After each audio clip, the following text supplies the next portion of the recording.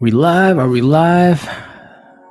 Got messed up the first link, guys. I hope it sends the same link because I wasn't able to get the first link to work properly. But we are live, guys. We are watching Knives Out tonight. A film that I really enjoyed from last year by Rian Johnson. Has an incredible cast. Very excited to watch with you all now. Right now, it's just on the loop for the title menu here. So we're gonna start it here in a little bit. Let me just see if I can get make sure the link turned out okay, because I know the link was kind of broken when I set it up. So hold on one second, guys.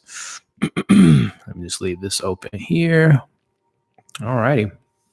Cool. So we've got some people in the chat here in a little bit, and we'll go ahead and start this movie up tonight. I'm very excited. This is my third watch along in the last month or so. I did a watch along for the season finale of The Outsider. I did a watch along for A Quiet Place in replacement of A Quiet Place Part 2 a couple weeks ago, and then did a watch along last week for BVS, Batman vs. Superman, was the 4-year anniversary, and watched that with you all last week, the ultimate cut, and had a really good time doing so. So excited to do this watch along with you all tonight. I did a vote about a week ago, asking what people want to watch along next, and this was the winner. So very, very excited to watch this with you all tonight. I'm just getting some people here, letting them know that the time has started and the watch along is now ready to go. Wait till we get some more people in the chat here.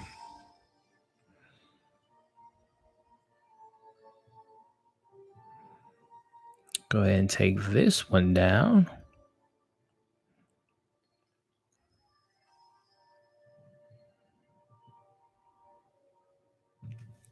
Hold on, let me do something right quick, guys, and we'll get this movie here started in just a second.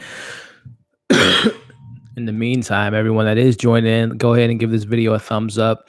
If you're not already, make sure you're subscribed, and let me know what you thought about the film before we started here in just a little bit. Let's get everything going. Make sure this is right. All right, let me take this down and on. And let's see. Delete. There we go. All right, we should be good, guys. All right, we got some people in chat. Raymond, what's going on? How you doing?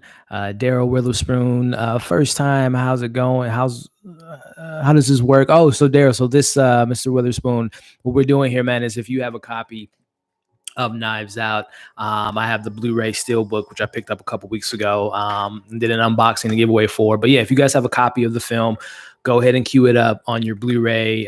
If you have a digital copy of it, if you're able to stream it on VOD, that's what we're going to do. So we're going to go ahead and watch the movie together, do some live commentary about the film, talk about the likes, the dislikes, and just kind of watch it along. You know, we're all at home right now. Well, the majority of us are at home, you know, self-quarantine. And, you know, I've been doing these watch-alongs for the last couple of weeks, and it's been really fun interacting with you all. Again, like I said, in the last few weeks, I've done watch-alongs for TV shows like The Outsider, the season finale, A Quiet Place. We did that a couple weeks ago when the Quiet Place Part 2 was supposed to come out. And then we did one last Wednesday, which was the 4-year anniversary for BVS. So I voted. I made a poll on Instagram, YouTube, and Twitter asking what the people would like to be the next movie that we watch along. It was between Knives Out, Rise of Skywalker, 1917, and then I gave it to like the audience to just pick a random movie. And like literally 50% of all the votes across all different platforms voted for Knives Out. So, well, that was the winner, and I'm excited to watch it with you all. This is my third time watching it all together. Saw it at the theater in November. Reviewed the movie on my channel here. Really enjoyed it, and then I watched it obviously when it came out on Blu-ray a couple weeks ago. And then this is my third time watching it with you all tonight, and very excited to do so. So, I'm gonna go ahead, and what I'm gonna do to make it a little bit easier for those that are kind of joining into the chat and just getting in. I'm gonna put I don't have the fancy technology to put like a timer or anything on my screen. So what I'm gonna do here is just give you guys like a stopwatch. So as soon as I press play, which I'm gonna do here just in a little bit, you guys can go ahead and press play on your end, and we can watch it together, and then follow along the movie and talk about the movie as well. So we're gonna start it here in a bit. Like I said, I'm just gonna wait for a couple more people to get in the chat, and we'll get this movie started. And let's say it's 7:07 on my end. We'll say in about 3 minutes we'll get started and watch this film together. Very excited. So we got Geeky Goods. What's going on? How we doing? This is my favorite movie of 2019. Raymond Warren says it's awesome, man. It didn't quite make my top 10 list, which if you guys want to, once we're done watching this tonight, you guys can check out my top 10 movies of 2019. It definitely was an honorable mention, and I really enjoyed it. But I think my list was pretty solid. Those other films that made the top 10 are movies that I watch on a regular basis, and was really happy with. But like I said, this was an honorable mention for me, and I definitely enjoyed it for sure. So again, guys, we got about T-minus 2 minutes or so, less than 2 minutes, and we'll go ahead and get this started. If you guys want to go ahead and get your waters, your popcorn, whatever you like to snack on during the movie, we're going to get this here started in just a little bit. But in the meantime, everyone that is in the chat, like I said, if you're watching live, go ahead and give this video a thumbs up. Really helps out the channel, but I also really appreciate it if you do that for me. And also, like I said, let me know in the comments below now what you thought about Knives Out. I know, like Warren said, this was his favorite movie of last year. Let me know where this ranked for you in your personal list of top 10 movies last year. And also, while we're at it, let me know what would you guys like to watch next. I think in a couple weeks, I have planned to probably do a watch along for Infinity War and Endgame. We're gonna watch those together. I can't wait to rewatch that show. I love watching those films. So I'm definitely gonna probably plan that here in the next couple of weeks as our next big watch along. But in between then, I like the plan is to do a watch along at least once a week. So that's kind of the plan moving forward. So again, let me know what you all, Heidi, what's going on? Let me know what you guys would like to watch next. And we'll get that on the calendar and watch it together. I'm thinking Friday nights around 7 is a sweet spot. So in less than 1 minute, guys, we'll go ahead and get this movie started in just a little bit. Make sure all this is good. Really, really excited to rewatch this film with you all. I seen it twice, and this will be my third time tonight watching it. Saw it at the theater, watched it at home when I bought it on Blu-ray a couple weeks ago, and then tonight will be. And I love this steelbook, by the way. I don't know if you guys, let me know in the comments if you guys picked this up. All right, it's 7:10 now, so I'm gonna go ahead and press play, and I'm gonna start this timer for you guys here in a bit. So go ahead and play movie. Get my little watch going for you all. Again, once the movie starts, I'm going to go ahead and press start so you guys can cue it up and we can be at the exact same points, talk about all the big moments, the big reveals, who done it. And let me know too. I don't know. I would imagine that most of you all have seen the film so far, but if you haven't, I would love to know who you guys think the killer is while we're watching this together. So that would be really fun. And obviously, if you haven't seen it, we'll try to not talk about the spoilers, but all right, let me make sure I cue it up right on time. You guys can sync it up at home. Also, let me know if my audio is good too on you guys' end. All right, so we are starting the movie now. So go ahead and press play, and we will be, and periodically I'll go ahead and show you guys where we're at in the watch along. Turn it up a little bit.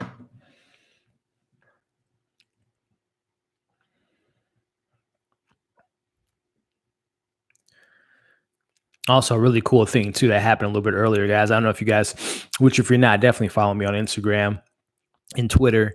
But I had posted that I'm doing a watch along. I've been posting it all week, but I did a post today.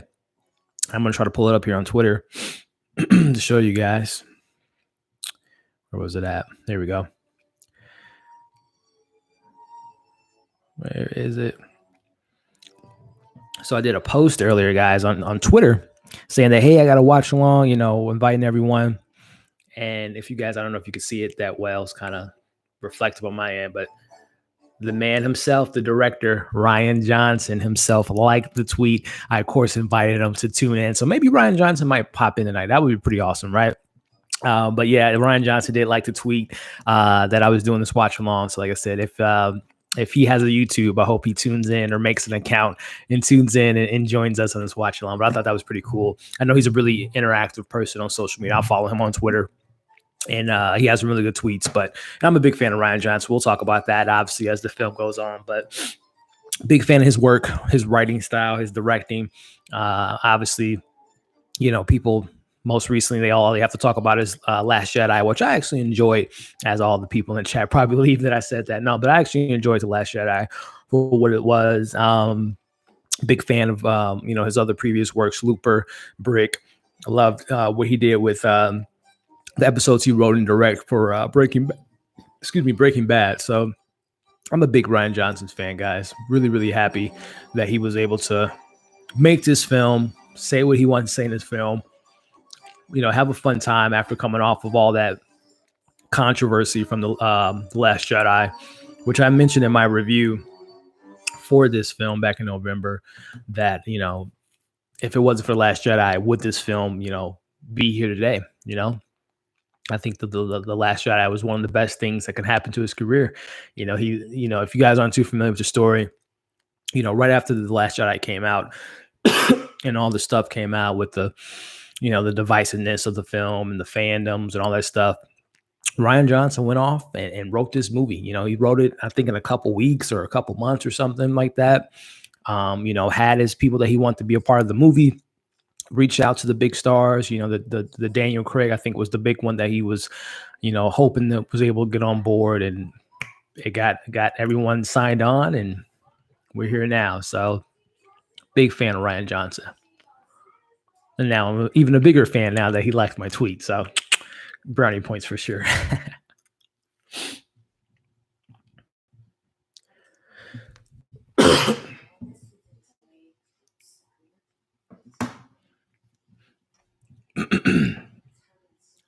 I find that so funny.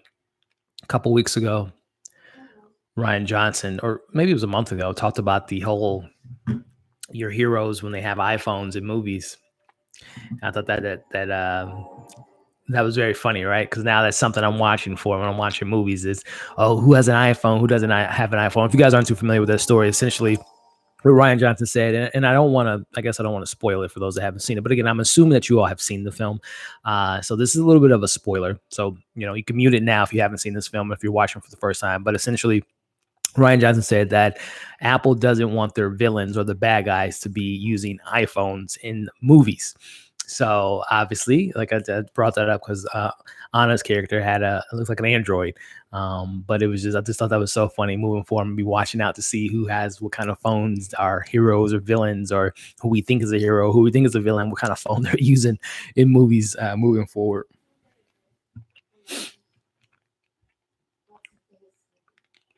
Speaking of Anna, big fan of her work, guys. I was so impressed with her in this film because, again, you look at this talented cast of characters here. Your Daniel Craig's, your Chris Evans, who we'll talk about here in a bit. Big fan of him. Jamie Lee Curtis, huge fan of Jamie Lee Curtis, guys. Like, I'm a huge Jamie Lee Curtis fan. I mean, if you guys don't know, my favorite Halloween or my favorite scary movie is Halloween '78, and I just love her. And I loved her in the 2018 version of Halloween. But big fan of Jamie Lee Curtis, Don Johnson, Toni Collette, phenomenal actress. Lakeith Stanfield, I'm a big fan of his work. He's a chameleon. Excuse me, in my opinion, he can play anything. I think the kid's a great actor. You got Catherine Langford. You got your Christopher Plummer, Michael Shannon, and to have Anna come in and carry this film the way she did is such a testament of her talent. And, you know, seeing her career in the last few years, I think the first time I was exposed to her was, I can't think of the year, but it was the Todd Phillips film. Oh man, it was Jonah Hill and Miles Teller. I think it was called War Dogs, if I'm not mistaken. Kind of a drama based on true events type of movie. Really good movie, actually. It doesn't get talked about that much because it was the first time, you know, obviously the Joker obviously put Todd Phillips on the map for being more of a serious director. Obviously, he's known for his comedy, The Hangover, and night school, old school, and all that stuff. But seeing him do what he did in War Dogs, and obviously that translated into the drama aspect and the seriousness of the Joker. But I thought Anna was great in that movie, War Dogs, and then seeing her in other things in the last, after that, she was in a small horror film with Keanu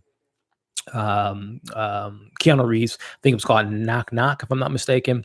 But the role that really put Anna on the map for me was my favorite sequel of all time, one of my favorite movies of all time. I consider it a masterpiece, and that is 2017's Blade Runner 2049. Her in that role in that movie was fantastic, and ever since then I've been a big Anna fan, and I was really excited to see her a part of this movie, and excited to see the rest of her career. She has a movie on Netflix in a couple of weeks, and then obviously seeing her in later this year in No Time to Die is going to be great. And I'm just a really big fan of Anna, and again, I thought she did a phenomenal job in this film. Like I said, going toe to toe with a lot of these titans: Jamie Lee Curtis, Michael Shannon, Daniel Craig, so on and so forth. That's a lot to ask for an up and coming actress, and she did a fantastic job.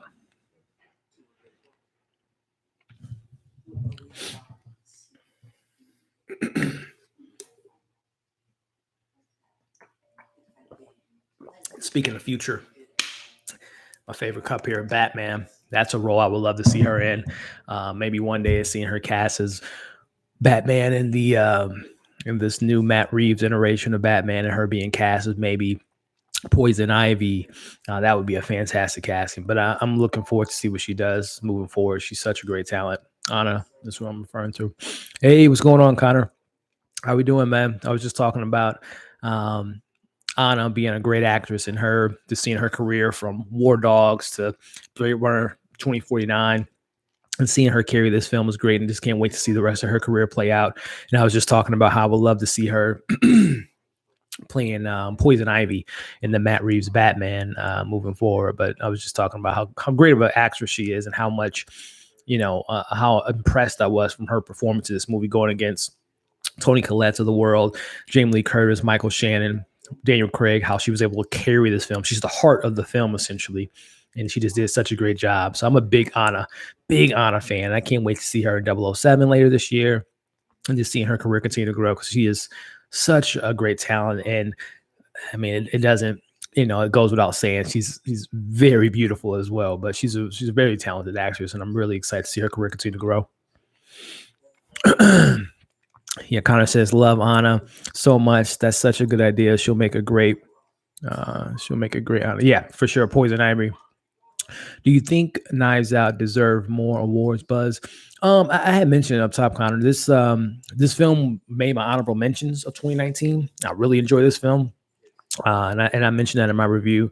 It didn't make my top 10 personally, but to answer your question about the awards, I think it got just enough buzz that it deserved. Did it get nominated for? Let me look it up, actually, for best screenplay or something like that. I personally don't think it was like best picture nominee worthy, in my opinion, at least. But I'm trying to remember what exactly it got nominated for. And we'll talk about the sequel too. Like what we want to see in the sequel that has been announced that they will be doing a sequel for this film, taking the only character that Rian Johnson said that he would like to take from this original to the next one would be Daniel Craig. But I would love to see Anna make an appearance, right? Be like the money person that's helping him financing all his murder mysteries. But yeah, did this movie get nominated for anything? Any awards?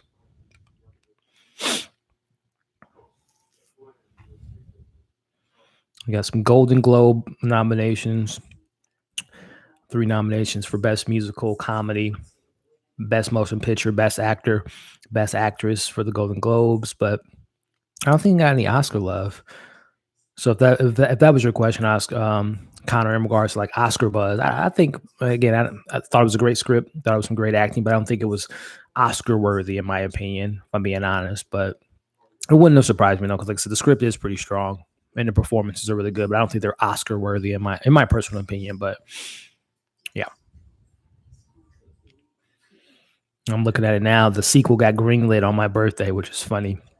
On February 6th, Lionsgate announced they're doing a sequel that was greenlit. So I'm really excited for the movie now, right? Now I was already excited for it, but that's pretty cool that they announced it on my B day.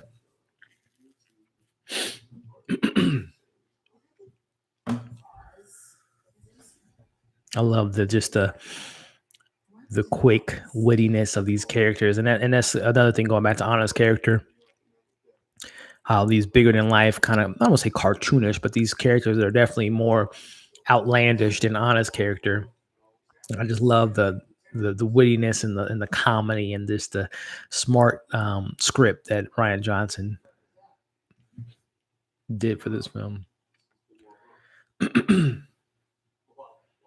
Benoit Blanc.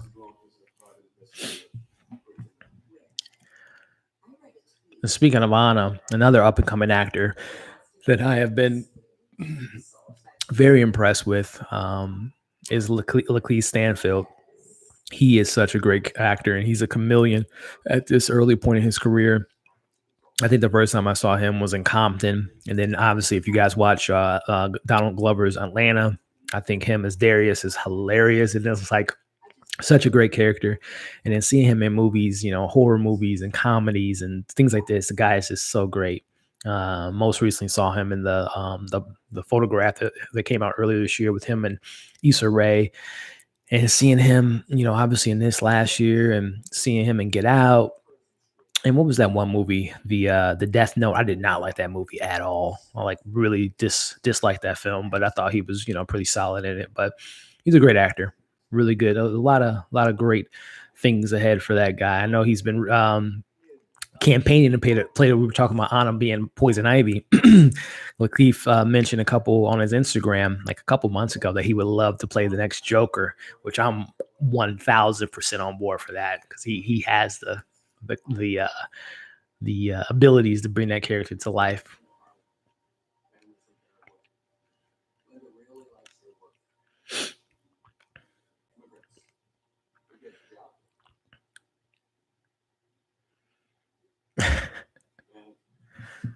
And then for you guys that's at home, again, I'm going to do this periodically throughout the watch along, but just to let you know where we're at now in the film. This is our little bootleg watch here. I don't have the technology to put it on my screen, but we're 13 minutes, 35 seconds into the film for all those that are watching at home.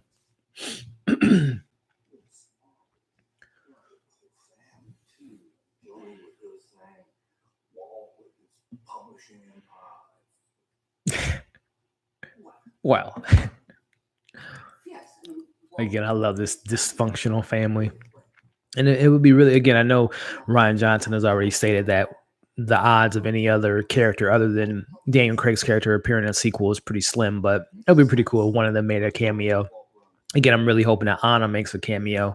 That would be really, really cool. But I would love to see some of the Thornberry family members make an appearance.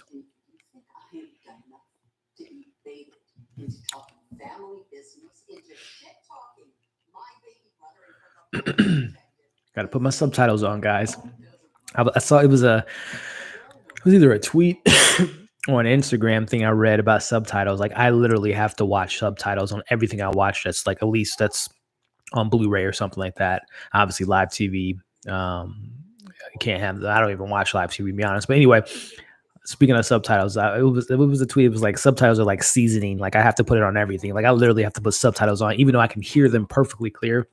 If the subtitles are off, I'm like, wait, what? And also, this is digressing from the movie, but subtitles, to me, if you guys watch a lot of movies with subtitles, you'll notice there's literally moments and like important lines that are in the subtitles that you can never hear the character say. Like, you can hear sometimes in subtitles a character is in another room and they'll say something that's pretty pivotal to the script, but you can't hear it. It's so, I don't know.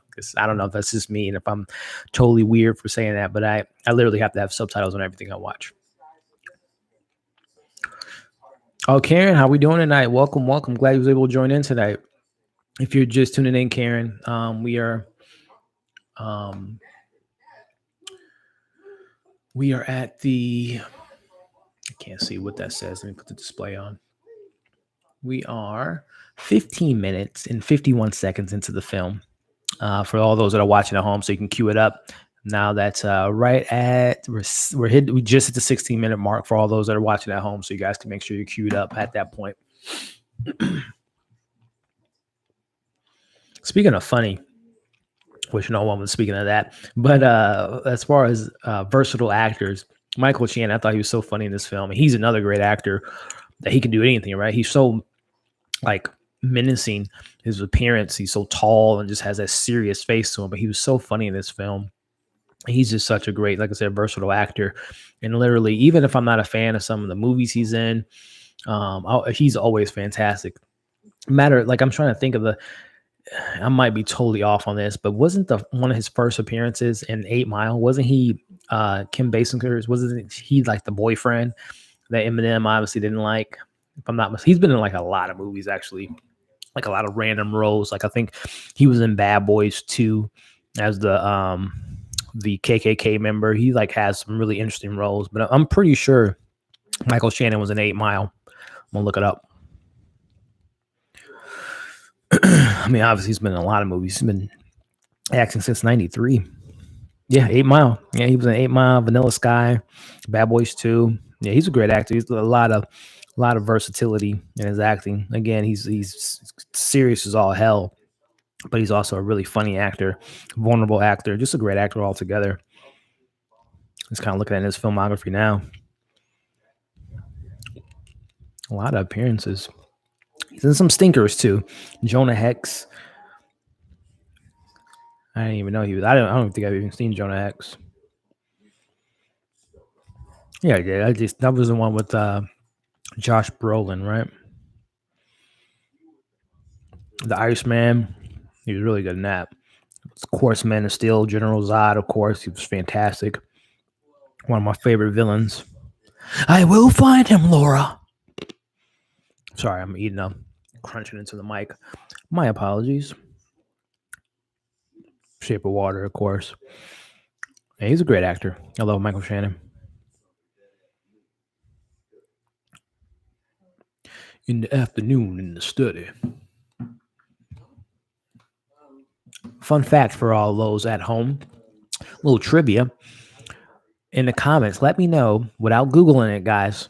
Who is the daughter of Don Johnson? I'll give you a hint. Her last name is Johnson as well.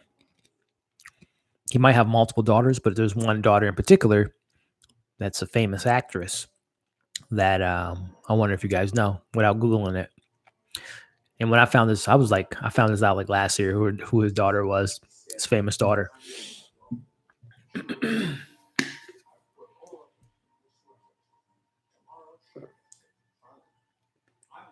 It's a little dramatic, right? You got to write a letter to your daughter to prove that her husband is cheating on her. But I mean, it makes sense. This whole family's dramatic. He's a writer, of course, so. But he could have just told her, right? And just showed her the evidence like that day.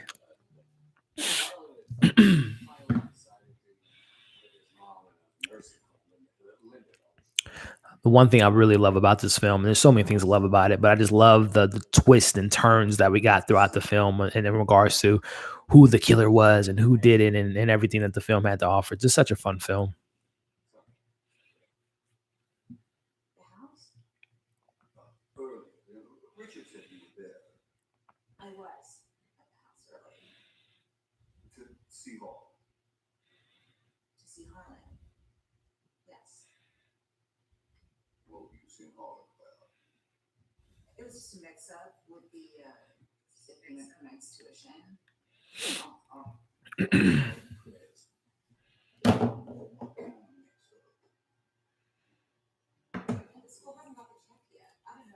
I love Toni Collette. Again, this cast is incredible, but Toni Collette has had such a great year or a great career.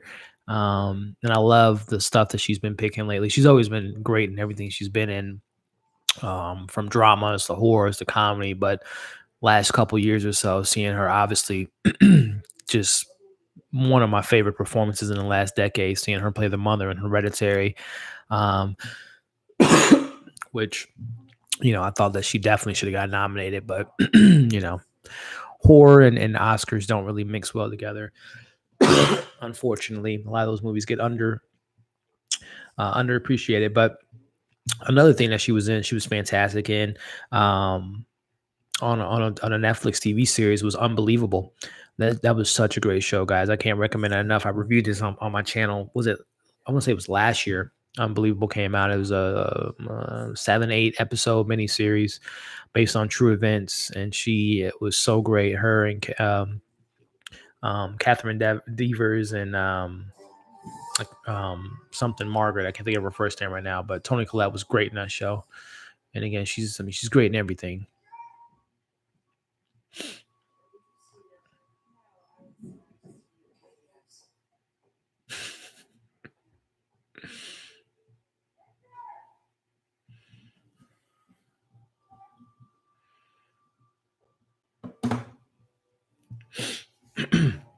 At this point, you're like, oh, did Don Johnson, does he have something to do with everything? But obviously, at this point, he's just trying to cover his ass for the letter. But again, you're thinking to a point like, well, he has some motivation. He doesn't want, his wife to find out that, he's cheating on him. But wouldn't it have been smart on Richard's part to have just taken that letter just to be on the safe side? But, if he would have did that, then we wouldn't have got the moment at the end.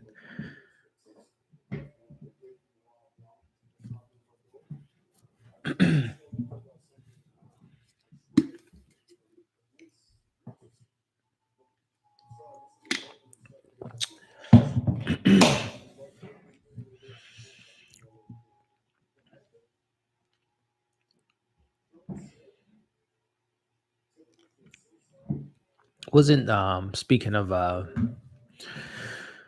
Daniel Craig in this film, was today supposed to be the day that No Time to Die was supposed to come out? Was it April 3rd initially? If I'm not mistaken. I know it was in April, but I don't know if it was supposed to be the day. Look it up right quick. It's obviously now been pushed back to November 12th in the UK and the 25th in the US market. But when was it supposed to come out initially?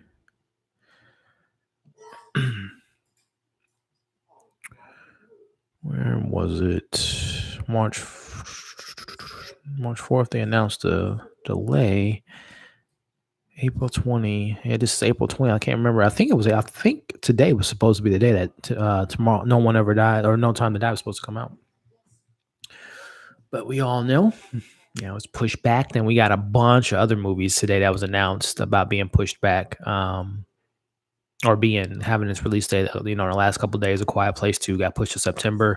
What else got pushed to September? September's gonna be a great month for us horror fans. The third Conjuring comes out in September. Candyman comes out in September, and then, like I said, A Quiet Place 2. I can't wait for September to come around, and hopefully by then everything's back to somewhat normal, and we can go out of our houses and be safe, of course. But September is going to be a great month for all my MCU fans. All the Phase 4 stuff got announced. They didn't announce anything about the Bucky and Winter show and WandaVision and Mandalorian, but they announced that there's Phase 4. Everything got pushed back essentially 6 to 8 months out. So if you if you guys saw that article earlier, very interesting dates that were picked out. Black Widow comes out November 6th. Eternals got pushed to February. And everything else, like I said, is just kind of a wrinkle effect. But again, I'm glad that these films are getting their release dates, and hopefully, again, that I hope things, get better sooner rather than later with everything with the virus. I love this kind of characteristic that she throws up. I would imagine it's real, but I couldn't imagine meeting someone that has that instinct to throw up whenever they're lying. Like, that would be a good little someone to have on your back, on your side, especially if you're a lawyer or something.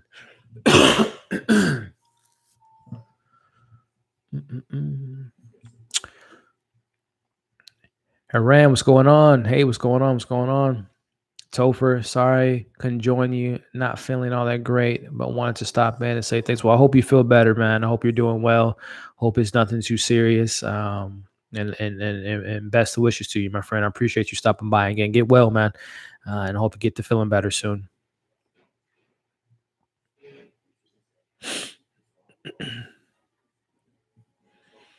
Oh, I missed what Connor said earlier. I also want Rain to do moving forward, stick to sequel or more onto something else. Also wonder, what Ryan will do moving forward, stick to the sequel or more onto something else. Yeah.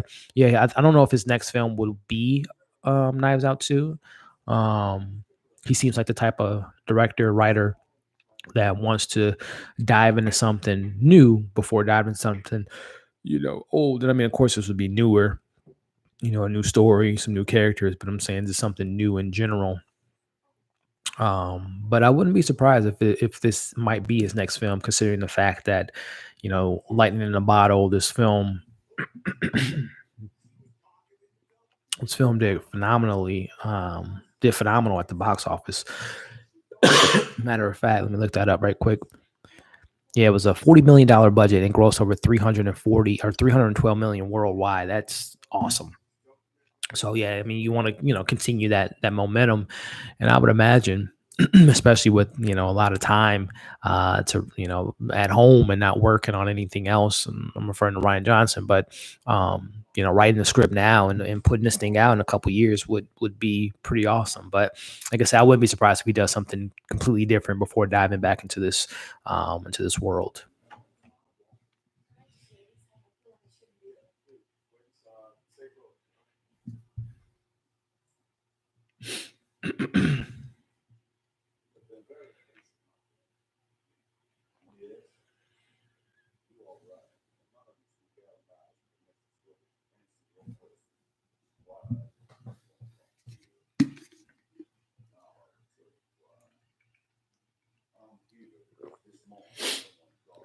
Very important question.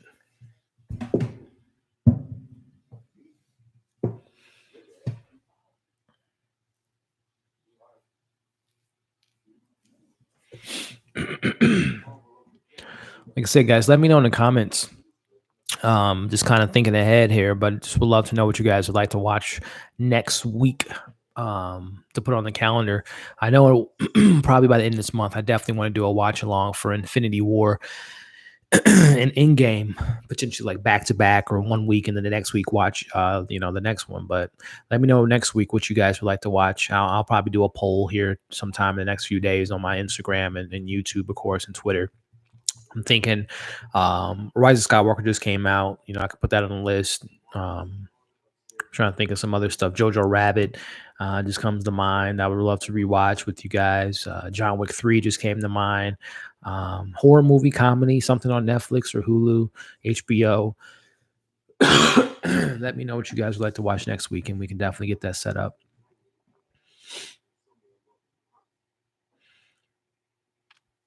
Who's got the movie? Amazon?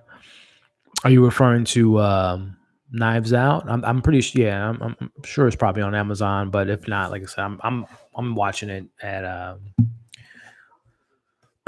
watching my Steelbook here. Which, by the way, I did an unboxing for this last month, and a giveaway for it too. I gave away the code to a lucky person. But I love this Steelbook, guys. So cool. It's obviously reminiscence to like a book. If you guys can see that here, I love that Steelbook. And then you got your knives in here. So yeah, if you guys don't have the physical copy, I'm pretty sure it's on Amazon or Apple TV, any of the streaming services. But again, what I found really cool about this Steelbook, a little fun thing here is, if you guys notice, it's the front of the case, right? And then this is the slip cover that kind of came with it, has knives in the back of it, right? So watch this cool little reveal here. It's gonna blow your minds. So who does the arrows point to? That's so cool, right? Spoiler, I guess, for those that haven't seen the film.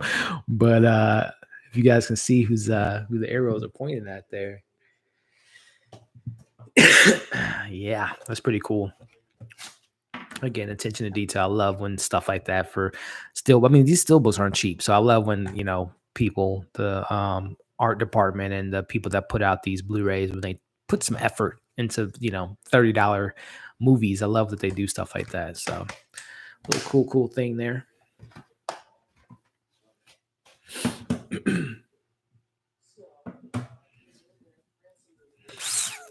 Knives Out. I got an early day tomorrow, so I won't be here long, but always enjoy your work. Hey, I appreciate any support, my friend, and thank you for tuning in tonight. And like I said, before you head out, man, let me know what you would like to watch next week. If you're able to tune in next week, what would you like to be the watch along? Like I said, just a couple movies just came to mind.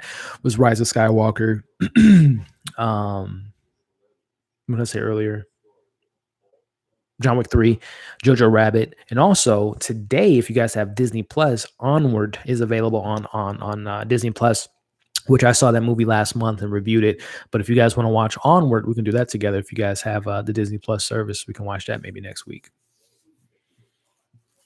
But again, I appreciate you stopping by, man. You have a good day at work tomorrow.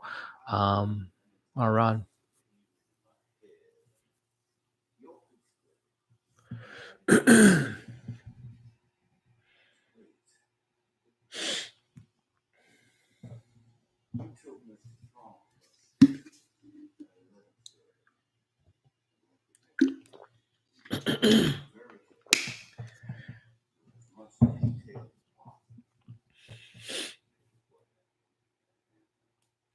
And one thing I really, really liked about this film in regards to, I love a good murder mystery.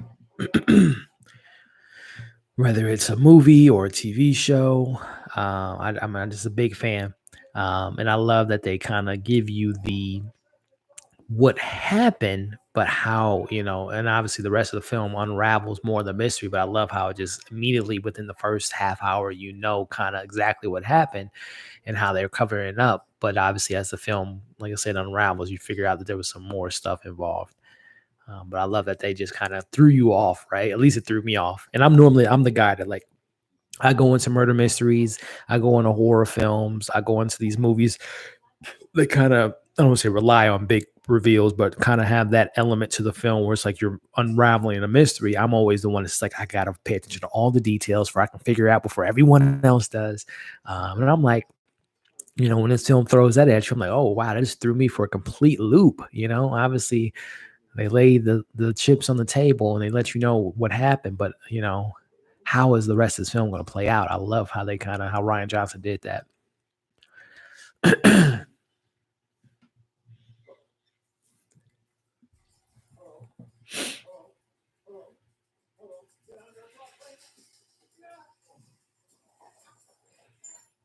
Another great actor, Christopher Plummer.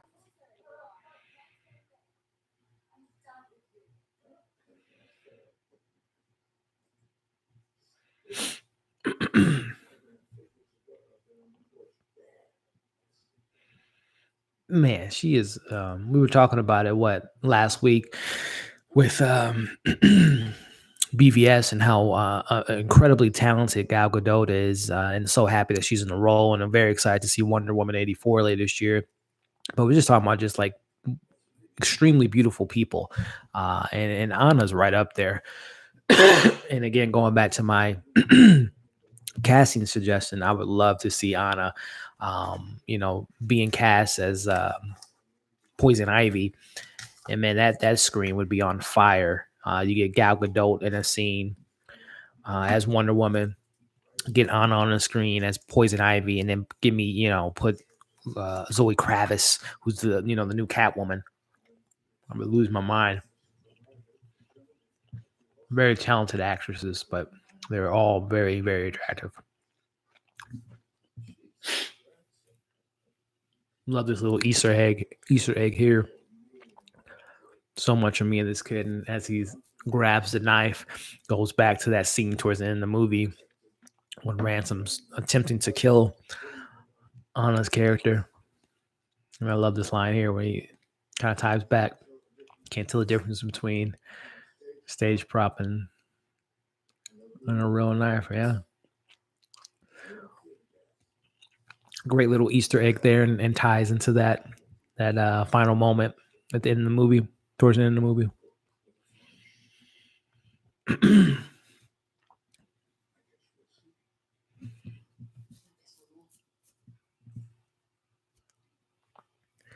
I would love for the sequel maybe to even have some type of elements of one of his books being like an inspiration of a murder mystery, right?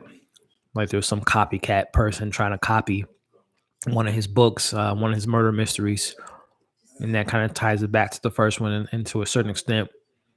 And maybe that's how you can bring in, Anna's character, and bring in one of the family members to be like, hey, you know, Daniel Craig goes to them and try to figures out how certain things played out. How did he come up with that?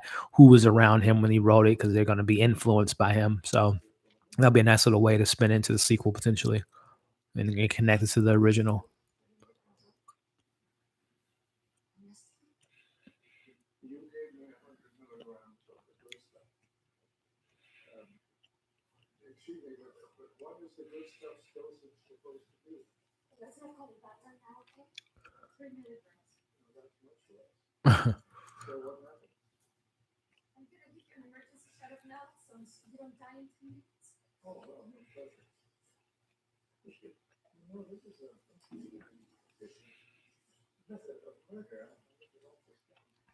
And that's what I'm saying there. Like his book, his other ideas. If somehow that book, his idea book or his diary or whatever you want to call it, was taken or given to the evidence room and someone took it, and that book has different ideas and someone gets it, and that's the kind of inspiration to the sequel in regards to, like I said, this kind of copycat killer trying to recreate some of his ideas from his books would be a pretty cool spin for a sequel.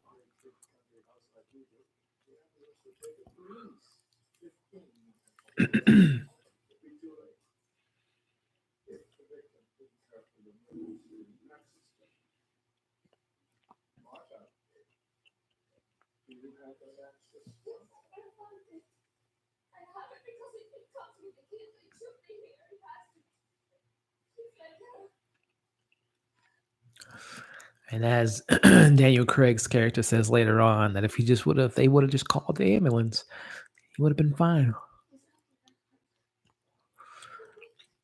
But this, like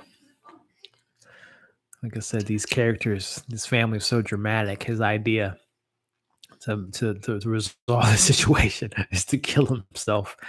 Very dramatic, right? Excuse me.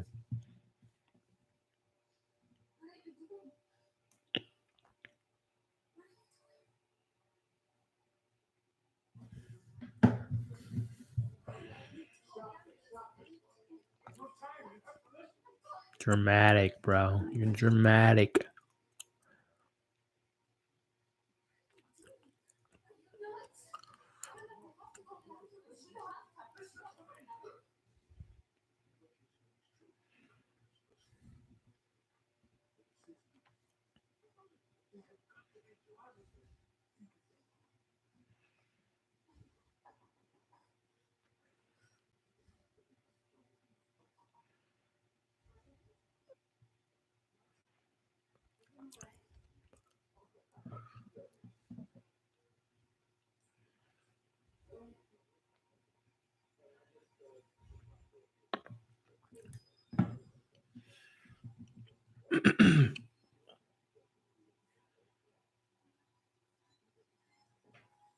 She's a good crier. Crying is not an easy thing to do. She does a great job at it.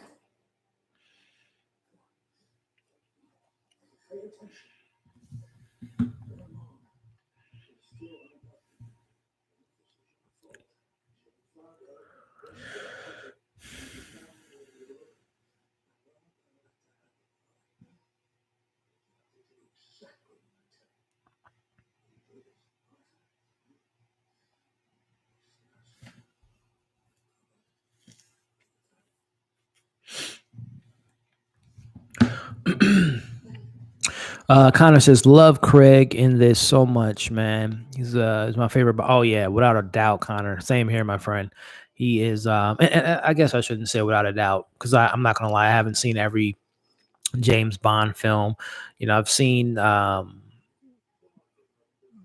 most of the bigger ones. I grew up and when being a '90s kid, my James Bond was, at least during that time, was Pierce Brosnan. But I've seen Sean Connery. I can't remember which one I saw him in, but I know a lot of people consider him to be the best Bond. Obviously, Dalton. I know he comes up a lot. Roger Moore comes up a lot. But yeah, for sure for me at least, and I've seen probably about, man, I want to say I've probably seen about probably 7 or 8 James Bond films. Probably 8 because I've seen all Daniel Craig's, which he's done 4. Casino Royale, Quantum of Solace, um, Skyfall, Spectre, and then this will be his 5th one. So I saw all his. So 4 of those. I saw one Sean Connery one. I was really little, so I really can't remember that much. But I know I have seen one of Sean Connery's. I've seen one of Roger Moore. So I've seen, like I said, about 7 or 8 of them. And then I've seen like 2 or 3 of the Pierce Brosnan films, but again, I was so little, and I don't really revisit James Bond movies that often. Seen Skyfall. I just actually watched Skyfall a couple weeks ago in preparation of No Time to Die. And I've seen, like, I haven't finished Spectre, which is funny. I didn't see it at the theater, and I own that film, the Steelbook actually, but I actually need to finish Spectre.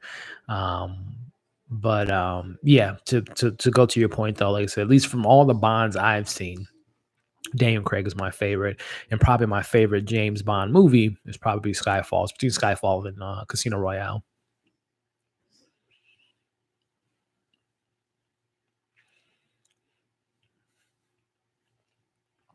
Ransom, is that you?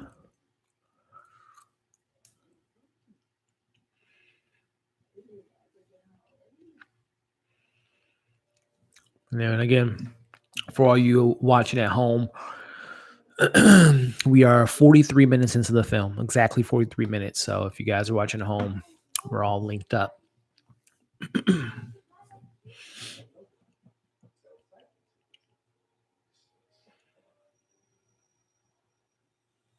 Again, 43 minutes in, you kind of know the foundation of the movie and what actually happened. But then you're like, what's the rest of this movie going to be like? Is it going to be her just dodging Daniel Craig? Is it going to, but really, really well written script. Had me on the edge of my seat.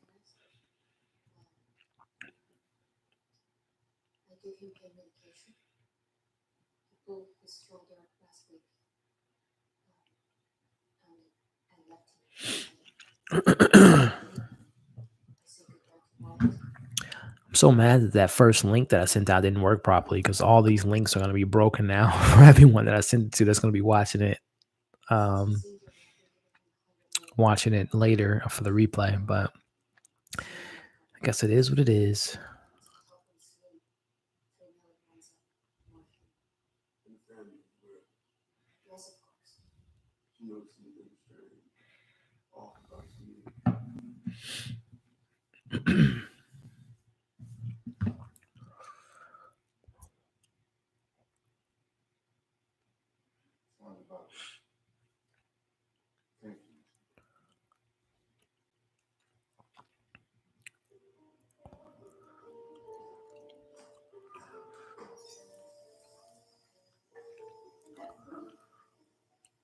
So I wonder, and this is just like a little nitpick, but like how she was able to hold that, that vomit in when she wasn't earlier in the film.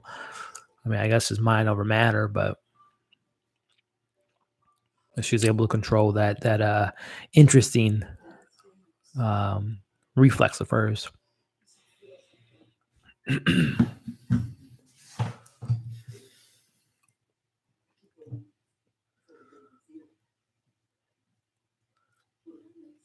For all my Star Wars fans out there, the rumor last week was that people spotted Jamie Lee Curtis on the set of The Mandalorian. Would you guys be down to see? I mean, I'm down to see Jamie Lee Curtis in anything, but I'm just wondering, for all those true Star Wars fans, I'm a big Star Wars fan, but I'm not. I've never dove into the books, the comics, the novels, and I would have no idea what character she would play. But that's pretty exciting. And season 2 of The Mandalorian so far is shaping up to be something pretty special.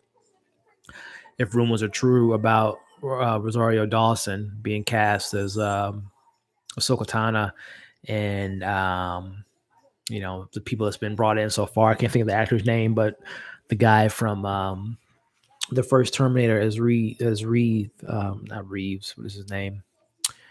Reese has been cast in season 2. And again, if rumors true about Jamie Lee Curtis and Rosario Dawson, it's going to be a really great season. And Robert Rodriguez being brought in to direct the episode, and of course, we'll get some more of Dave Filoni. Really excited for season 2. This is a really fascinating conversation.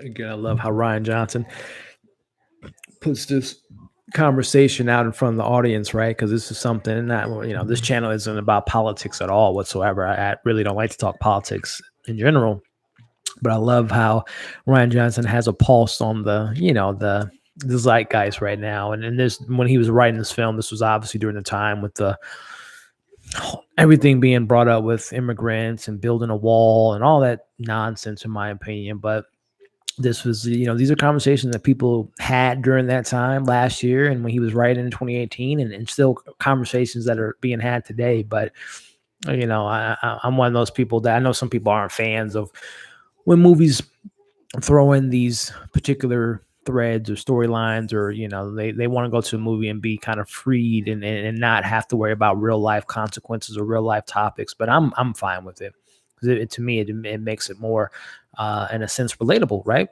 It makes it more grounded, that these characters are dealing with the same things we deal with on a regular basis. Obviously in movies things are heightened, but I kind of like when they throw in real world elements into the story, and a conversation like that. It's fascinating to hear, especially again, no matter what side of the political spectrum you're on. It's always interesting when they put a mirror in front of the audience and say, this, hearing these people, how ridiculous this conversation is. It makes you wonder the conversations you're having, regardless of your politics, like how insane it is that families were being separated from each other and all that. And again, I don't want to get too political, but I just love that aspect of the script that Rian Johnson brought in.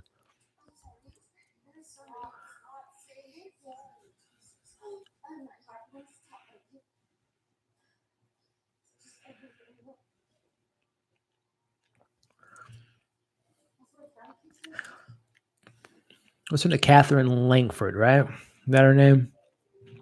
She's a pretty good, solid actress. From the stuff I've seen her in, which is for me personally, just only been the 13 Reasons Why show, which I think she was definitely a highlight for season 1. And that show now, I reviewed season 3 of that show. That show has gone off the rails, and not in the good way at all. I did not like that show, but I think she's a great actress, and I wish she got the opportunity to be, Morgan Stark in Avengers Endgame, which again, like I mentioned earlier in this watch along, that's probably going to be in a couple weeks. A big one that I want to do with you all is watch Infinity War and Endgame, either back to back, or 1 week we watch Infinity War and the next week watch Endgame. But that would have been cool to see her be like the adult version of Morgan in that deleted scene that that you can see on Disney Plus.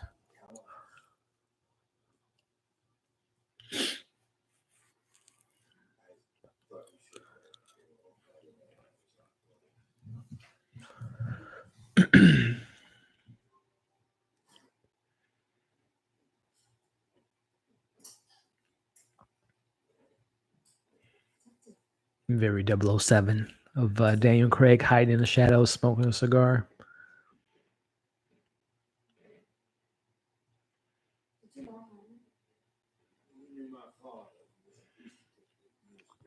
This this particular scene here is pretty interesting. That can again go back to my idea of how they can maybe do a sequel. How Harlan knew Daniel Craig's dad, as a police officer. Maybe there's some storylines that could be had and be brought up. Is Daniel Craig's father still around? Things like that.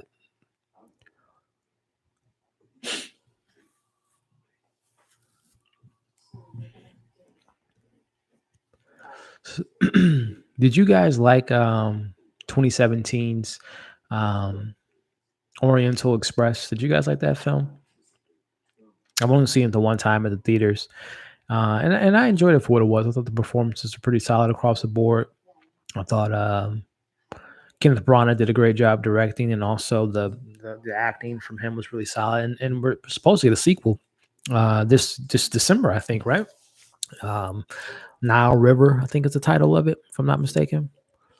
That's another kind of murder mystery who done it in the last 3 or 4 years that I enjoyed. But this is probably my favorite in a long time that I've seen.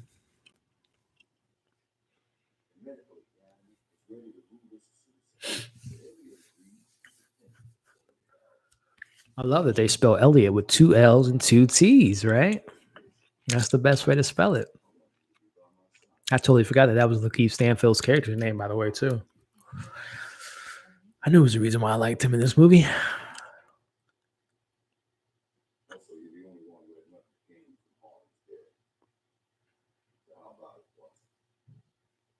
How about it, Watson? Do you guys like another? Just speaking of kind of mysteries, do you guys like Sherlock Holmes? The movies by Guy Ritchie,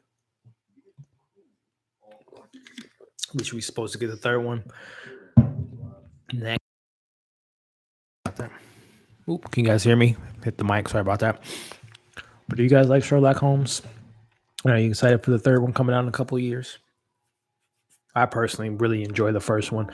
Second one was okay, not as good as the first one, but I like the chemistry between Robert Downey Jr. and Jude Law.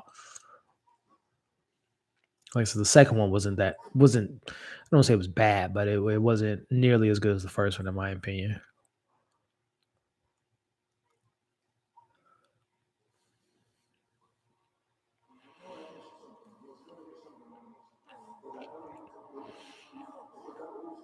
Another reason I was talking about Anna being Poison Ivy. I think it's not funny, but it's coincidence that she's dating now. She's dating Batman, or I should say, dating the ex Batman, the previous Batman, and Ben Affleck. That's pretty funny. I'm telling you, man, she would be perfect as a Poison Ivy. She'll be perfect in anything, but I would really love her to see her in that role. Her and her going against the relationship, the interesting complex relationship between her and Margot Robbie's Harley Quinn would be great to see. That would be perfect casting.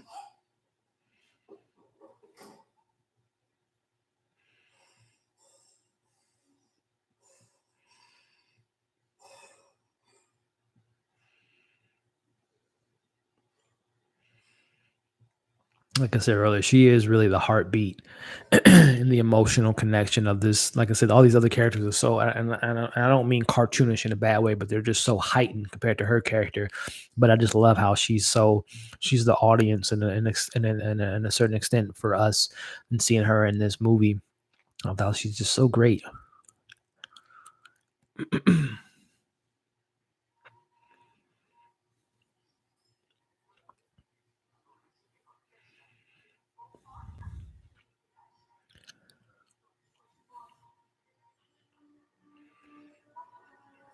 No splatter of blood.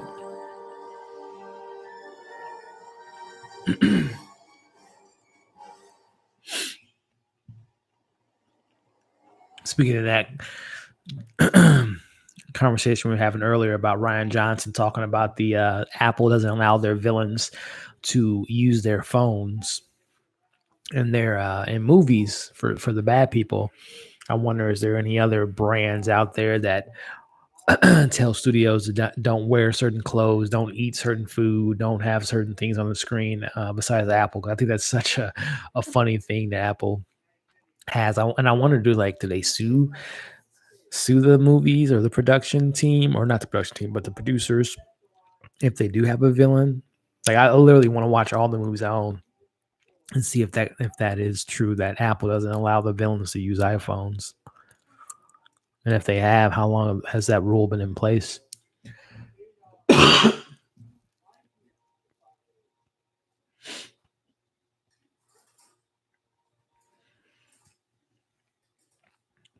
Man, she got lucky here that this tape did not reveal her. The Japanese horror movie. Speaking of not Japanese, but speaking of horror movies, um, Korean horror movies. Did you guys see the new teaser trailer for Train to Busan Peninsula? I cannot wait for that movie, guys. So excited. I did a trailer breakdown for it the other day. Um, and so excited for that sequel coming out. And I believe it said August of 2020. Hopefully that release date sticks. If not, I'd imagine it'll be available on VOD to rent. But I'm very, very, very excited for that Train to Busan to Peninsula.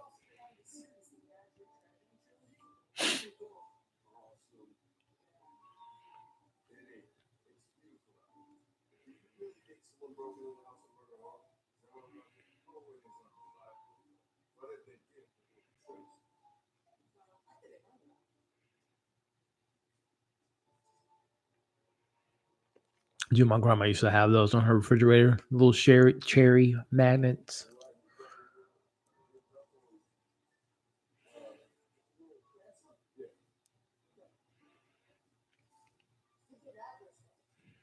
This is funny.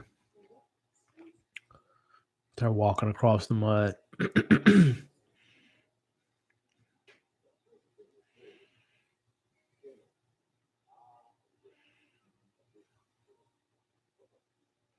Smart thinking, quick thinking.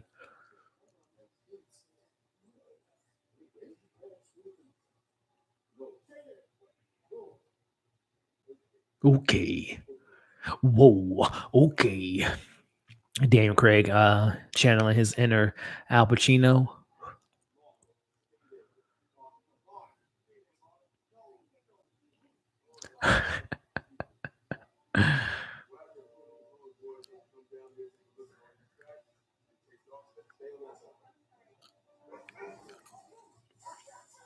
That's funny.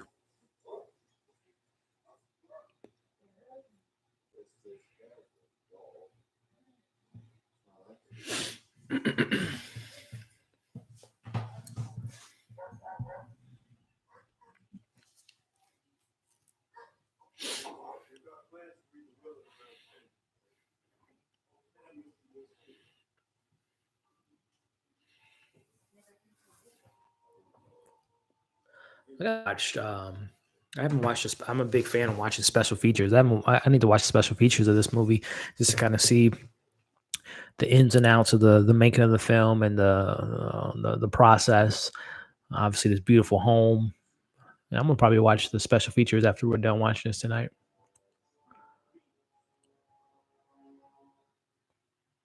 Sweet beans.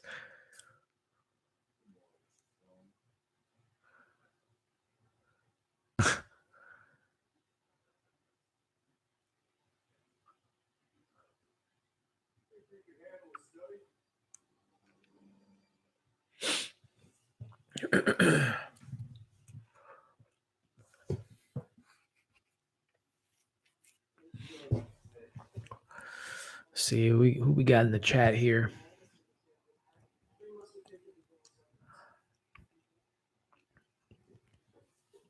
Like I said, guys, if you guys have any suggestions for next week's watch along, let me know in the comments, and we can. I'll probably put that in this week's poll.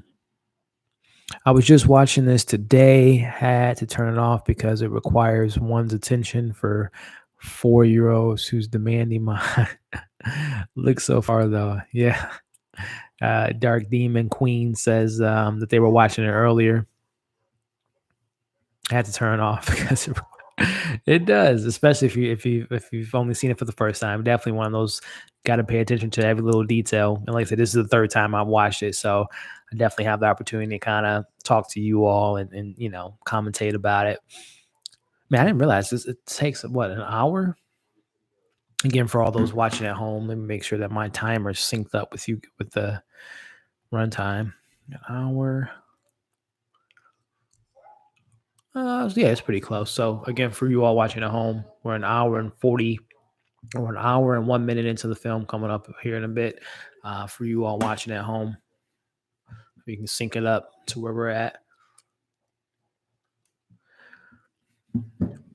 Popeyes CSI.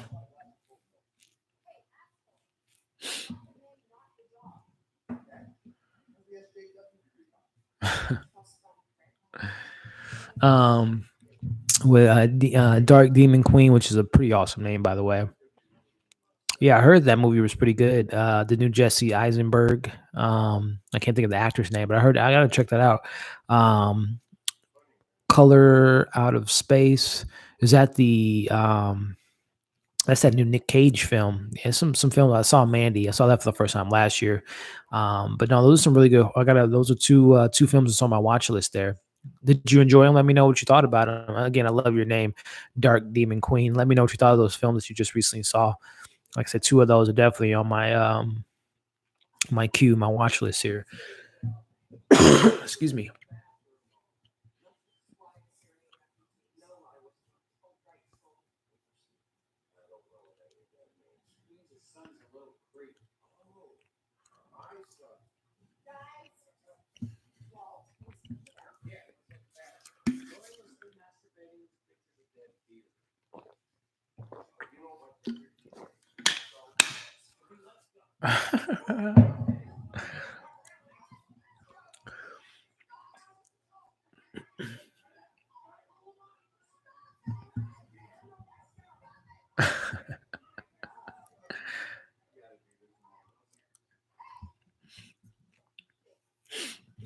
By the way, guys, favorite character in the MCU easily, and I was on his side in Civil War as my main man, Captain America, Steve Rogers, played by Chris Evans. Big fan of his. I was so excited to see him in this film. Seeing his character, kind of, how everything plays out for his character in this film was very interesting. And I'm really excited to see his career. Obviously, I would love to see him come back as Captain America one day. But if Endgame was the last time, which I do doubt that is the last time we'll see him, but if it was his farewell last time on screen, it was obviously beautifully a good farewell for the character. But I'm a big Chris Evans fan. I'm really excited to see him in later this month. I believe on the 24th. He has a new show on Apple TV Plus called Defending Jacob, which actually, funny enough, it stars what's his name, Jalen Martell. He's playing Chris Evans' son, and essentially the story, which I believe is based on the book, is Jaden is going to be accused of murdering a 14-year-old kid. And again, defending Jacob, Chris Evans and his attorneys are going to try to, prove that his son wasn't the murderer, because I think all the evidence proves that he was there. His DNA was on the boy. So very fascinating to see this show.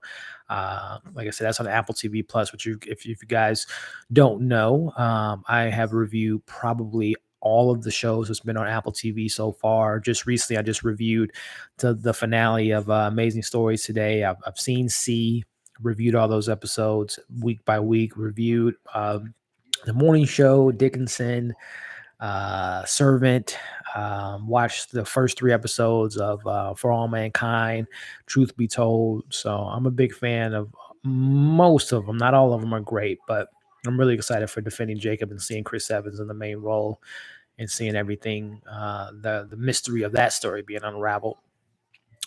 What we have here? Dark Demon Queen says, "Yep, HP Lovecraft story.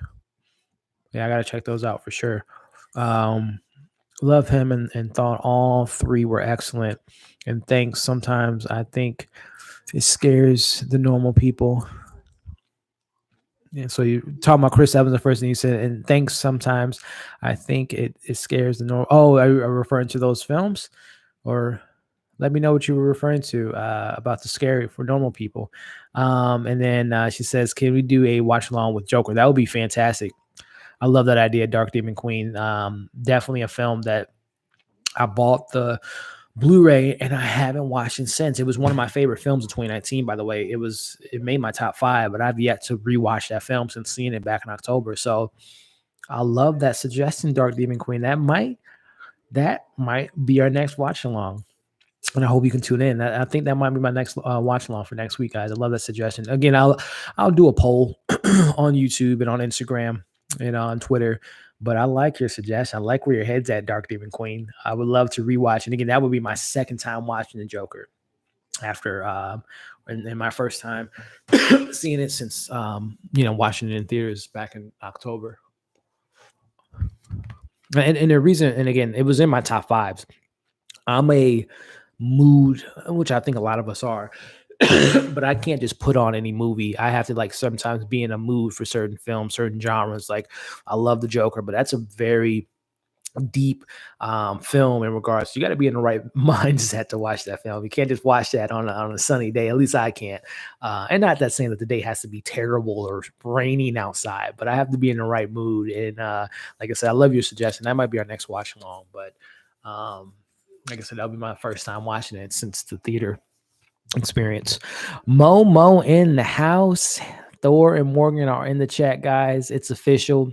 This chat is now officially lit because I got Mo and Thor in the chat. Did you guys like Onward? Let me know what you, because the movie should be off now if you guys played it a couple hours ago. But let me know what you thought about Onward. I'm glad you guys were able to join in, Mo. Dark Demon Queen, and yay, it's on my to watch list. Yeah, we should, like I said, Dark Demon Queen. I'm liking your suggestion, and I think that might be our next watch along. The Joker. LOL, I was talking about my name. Scary Norman people. Oh, I got you. No, I think your name is pretty badass. I'm a big horror fan. Dark Demon Queen. I grew up with horror, and I love everything horror. And that's, like I said, one of my early watch alongs was A Quiet Place, and I plan on bringing more horror to this channel. I've been doing YouTube for about 2.5, well, longer than that, but as far as movie files go, I've been doing it for 2.5 years, and I think I do a pretty good job of, talking about horror on my channel. But I definitely want to do more and more horror because that's one of my favorite genres, if not my favorite, is horror. So no, it does not scare me. Dark Demon Queen, I love the name. That might be another watch along. Haven't seen that one since I saw it back in November. Was Lighthouse. That might be another one we might all watch together. Wow, I just spilled the beans.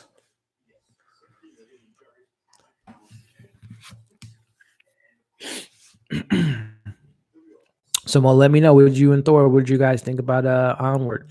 Did you tear up at all? Again, I reviewed that film on my channel, but I would love to know what you thought of the film, Mo. As you're texting me now.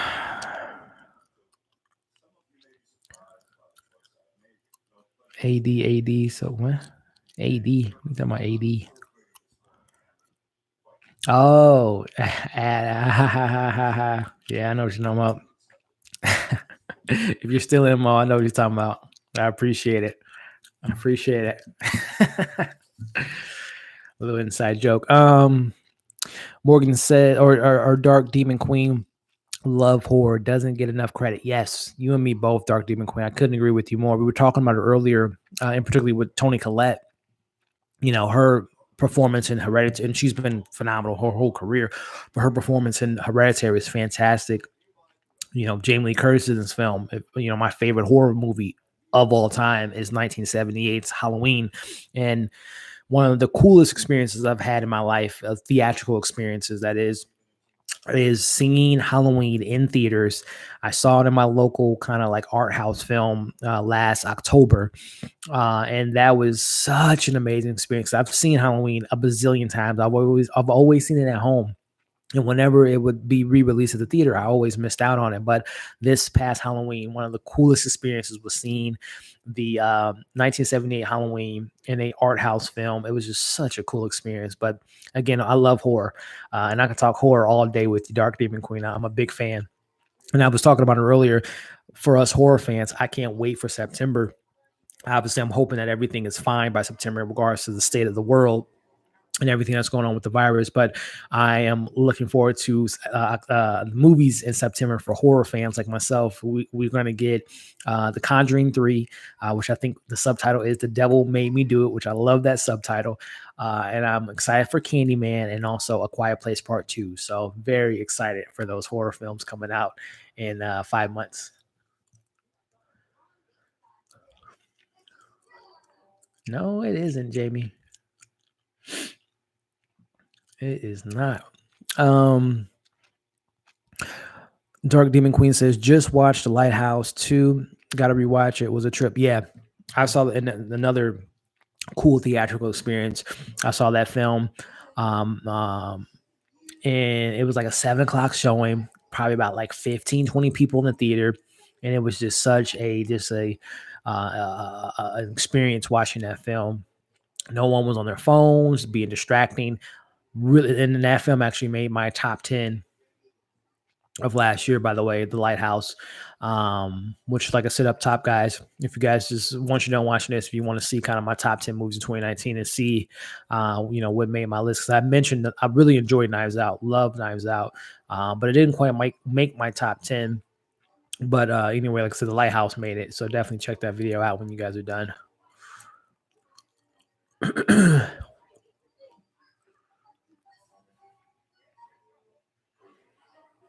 This crazy family.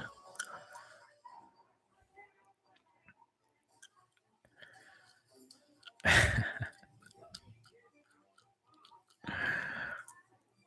don't know if Mo, if you're still in the chat, but I appreciate it.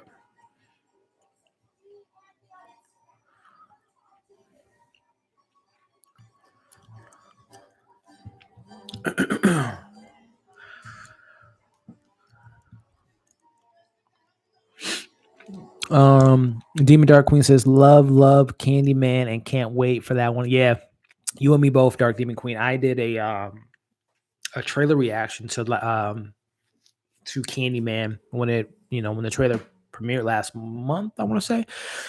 I cannot wait. I'm a really big fan of Yahya Abdul Mateen II. Very excited to see him in the role. Very excited to see Tony Todd back in the role. I reviewed, I saw Candyman when I was a kid and watched it since, but I did a kind of 30 days of Halloween viewing or movie watching, and I rewatch Halloween or rewatch Candyman for the first time in a couple years, and I forgot how that film is so underrated. It's so underrated. I love Candyman, and I can't wait to see what they do with the second one. Again, Yahya Abdul Mateen II is such a great actor, and again, seeing appearance by Tony Todd is going to be so fantastic. But I'm very excited for that film, and like I said, September is going to be awesome. Cannot wait for all those horror films. Jedi Zeke, what's going on? Damn, I was playing Monopoly and didn't see the notification. Oh, no, no worries, man. As long as you're in the chat now, I really appreciate it.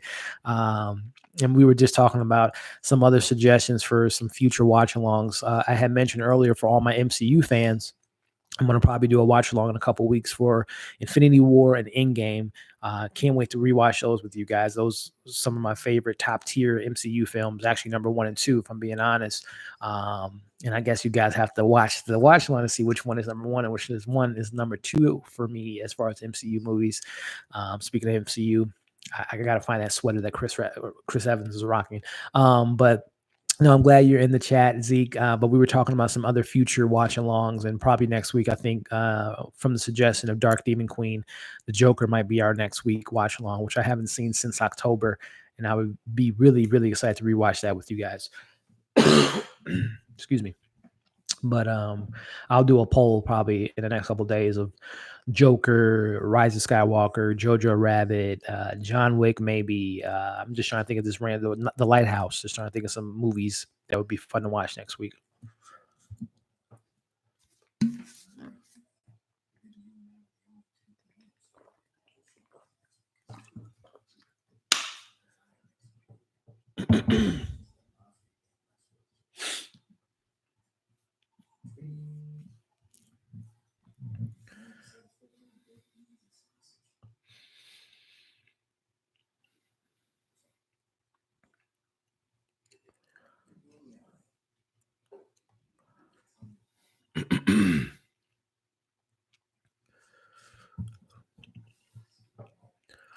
Again, that sweater is so dope. I'm not a big sweater wearer, but I would rock that sweater for sure.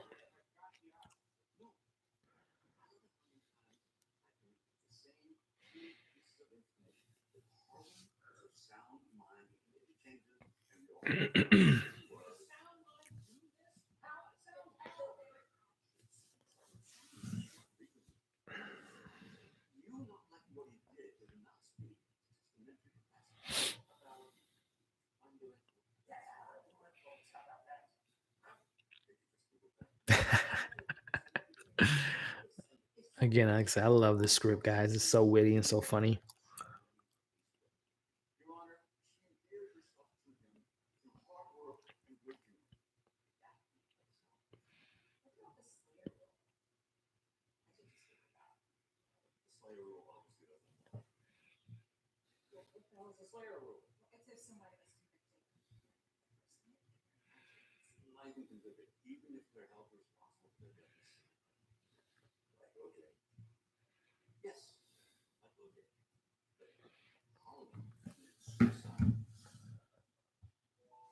Or did he?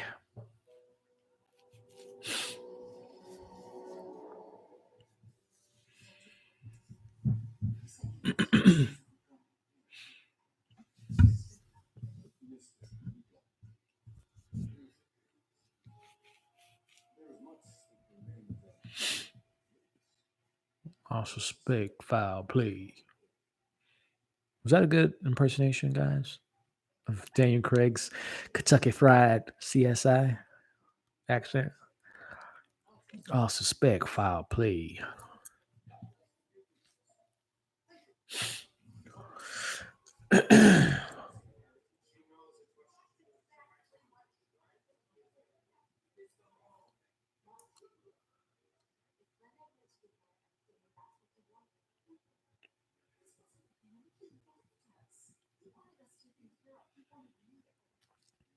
Jedi Zeke says Knives Out, my favorite 2019 film. Haven't seen Rise of Skywalker yet, unfortunately. That's awesome, man. I'm glad you really or Jedi Zeke. I'm glad you enjoyed it. I really enjoy this film as well. This is my third time watching it. Very excited to watch it with you guys tonight. I'm watching my physical media of my steel book of Knives Out. But yeah, it again, I had mentioned earlier, this was a very, very, very entertaining film. Love the performances, love the script, love Rian Johnson, love his writing and directing, love the acting. Didn't quite make my top 10, but like I said, guys, after we're done watching this, if you want to take a little stroll in my channel, you can check out my top 10 list of 2019 and see what movies made my list. I already revealed one movie that made my top 5, and I revealed 2 movies that made my top 10, Joker and then Lighthouse. But guys can also check out, if you follow my channel, you know what my number 1 is. I've rave about the movie all the time, but definitely check out that video when you guys get a chance after we're done watching this movie tonight, obviously. Dark Demon Queen says, "LOL, it was so stupid seeing Daniel Craig with the it was so weird. I mean, I'm sorry. It was so weird seeing Daniel Craig do an American accent. Yeah, no, he does. He's done American accents before. Another thing I've seen him in, like if you ever seen Tongue Twister, um, Lucky Logan, he has a country accent in that film. He was great in that. The Steven Soderbergh film with Channing Tatum, well, not Channing Tatum, but Adam Driver. It's a really good movie. He's done other American accent movies, but that's one that comes to mind. Lucky Logan.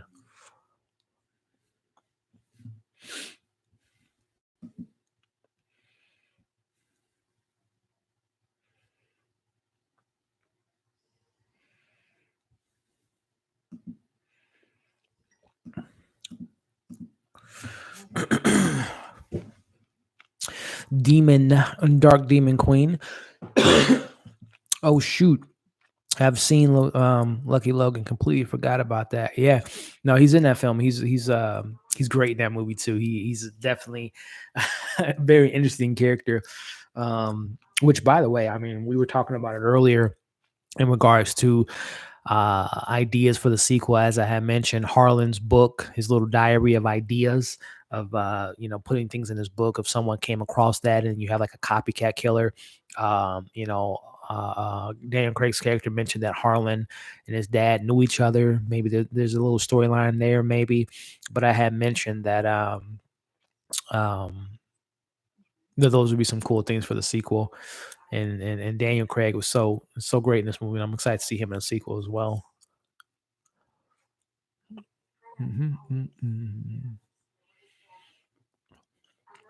Dark Demon Queen says, "When I can say I'm a human woman, I just love his English accent." That's awesome.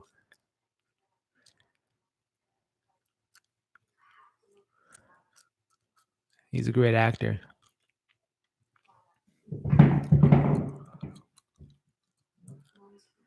Neighbors, right? Gotta love him.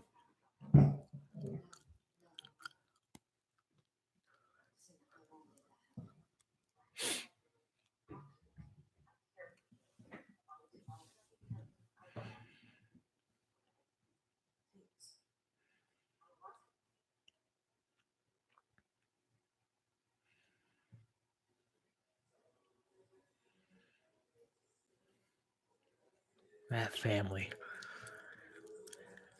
Do anything for their inheritance and their money.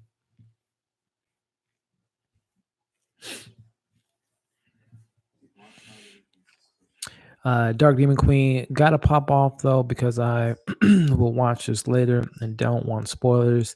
Thanks, Ticket. Oh, for sure. No, I don't want to spoil this. I'm glad that you popped in now because I did talk about some things earlier, and particularly with my Blu-ray here that gave away something. But no, Dark Demon Queen. I appreciate you stopping by. Definitely watch the replay. Cue it up. We can watch it together, and you can hear all my other stuff earlier in the movie. And keep an eye out. There are some spoilers that I talked about earlier in the video. But again, Dark Demon Queen, I appreciate you stopping by. Again, the Joker most likely will be our next watch along. But I appreciate the suggestion, and I appreciate you stopping by. And see you soon.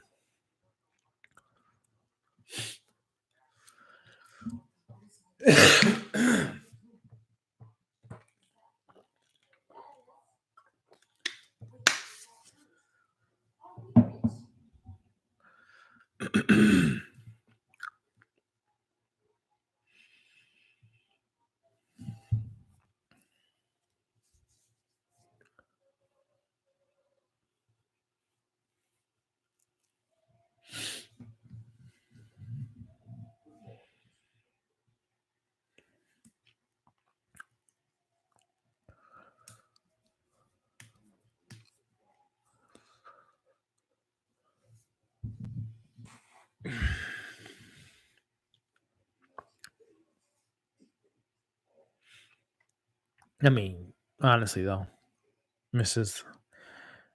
Harlan's mom has to be 115 years old or something. Like she's got to be up there in age. Because Harlan, I would imagine, was probably in his 70s or 80s in this movie, right? If she's in her 70s and 80s, I mean, she can be in her 90s, I guess. It's at 115. A little bit of a high number.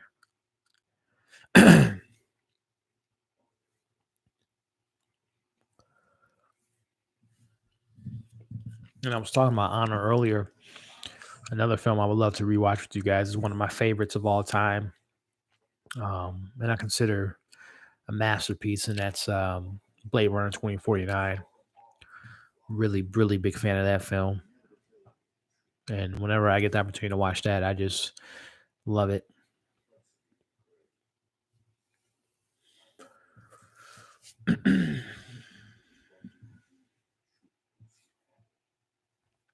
Again, for everyone that's still in the chat, really, really appreciate you all supporting this channel, watching this movie with me tonight. I have such a fun time doing these. Again, it was just less than a month ago I did my very first YouTube live with watching The Outsider. And since then, we've done 2 other ones, and I've had a blast. And these are something I really enjoy. and I definitely want to do these at least once a week. And we've been doing these once a week for last month, and I want to continue to do these. And I want to do more lives just in general, whether it be impromptu movie news, TV news, just kind of talking to you guys about movies in general. Something I'm exploring is doing like bringing in some of my favorite people that I interact with on this platform, some of the smaller channels like myself, some of the bigger channels. Definitely want to do more collaborations in the future. So there's a lot that I got planned in the next few months that I want to bring to this channel because I really appreciate you guys' support. And again, I've been doing this for almost 3 years now with Movie Files. I had a YouTube channel when I was younger and did it for like 4 or 5 years and stopped for a while. But 3 years ago, I really wanted to bring my thoughts on movies and TV shows to the forefront, and I've been doing that, and it's been a fun ride and a fun journey, and I'm excited to do more and continue to see this channel grow, and you guys be right there with me. I can't thank you guys enough. So again, for all those in the chat, if you haven't already, give this video a thumbs up. Share this video too. If you guys know anyone that would be interested in watching this movie with us tonight, definitely let them know what we're doing. And if they haven't already, let them know to definitely check out my channel and subscribe, because I got some pretty cool content. I'm pretty consistent with this YouTube channel, movie reviews, TV reviews on 4 to 5 days a week. And again, I want to do more and more of these awesome type of videos. So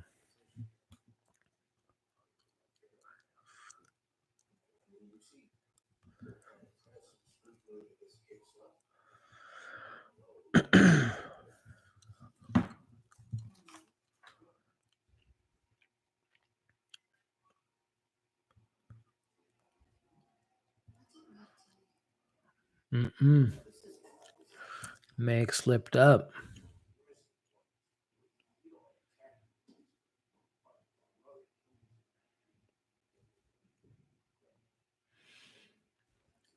Meg turned on Marta.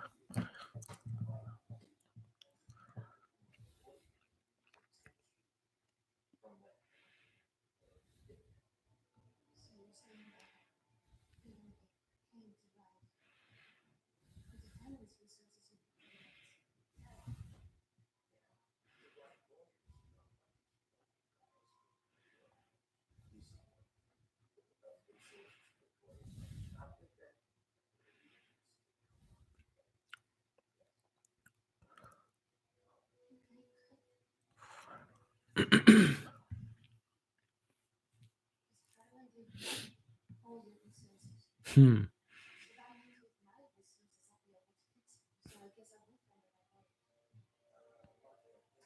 I love that little clap back.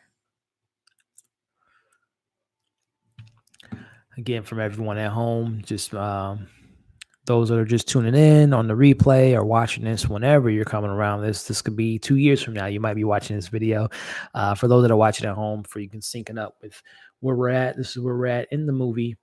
1 minute and 28 seconds. 1 hour, 28 minutes and 35 seconds into the film. So again, for all those that are at home, if you're watching this is where we're at in the film, so you can be synced up to where we're at in the movie. It's a dope house. Chris Evans' house, Ransom's house.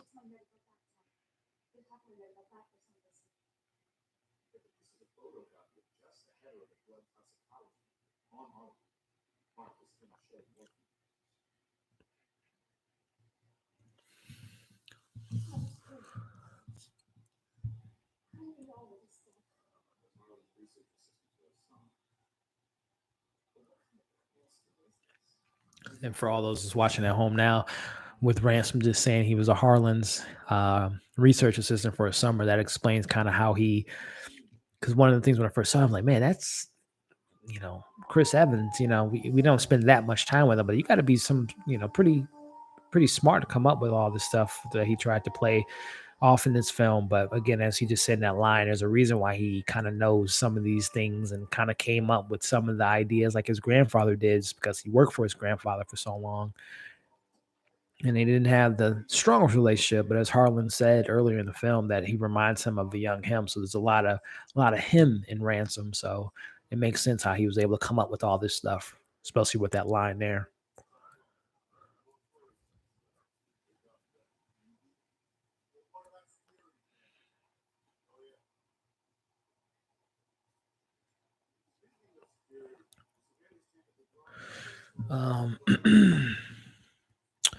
Heidi says the only thing I can think about is the Ben Affleck thing. As I had said earlier, because as I had mentioned a lot earlier in this stream, how I would, I love Anna. Was so excited to see her career continue to grow, but I would love to see her play Poison Ivy. And I had mentioned probably about 30 minutes ago how isn't it funny how I had mentioned I would love to see her play Poison Ivy, that she's dating, old Batman, the old, our previous Batman, which has been Affleck. That's funny. That's hilarious. But yeah, they are dating, which is good for Ben Affleck, right?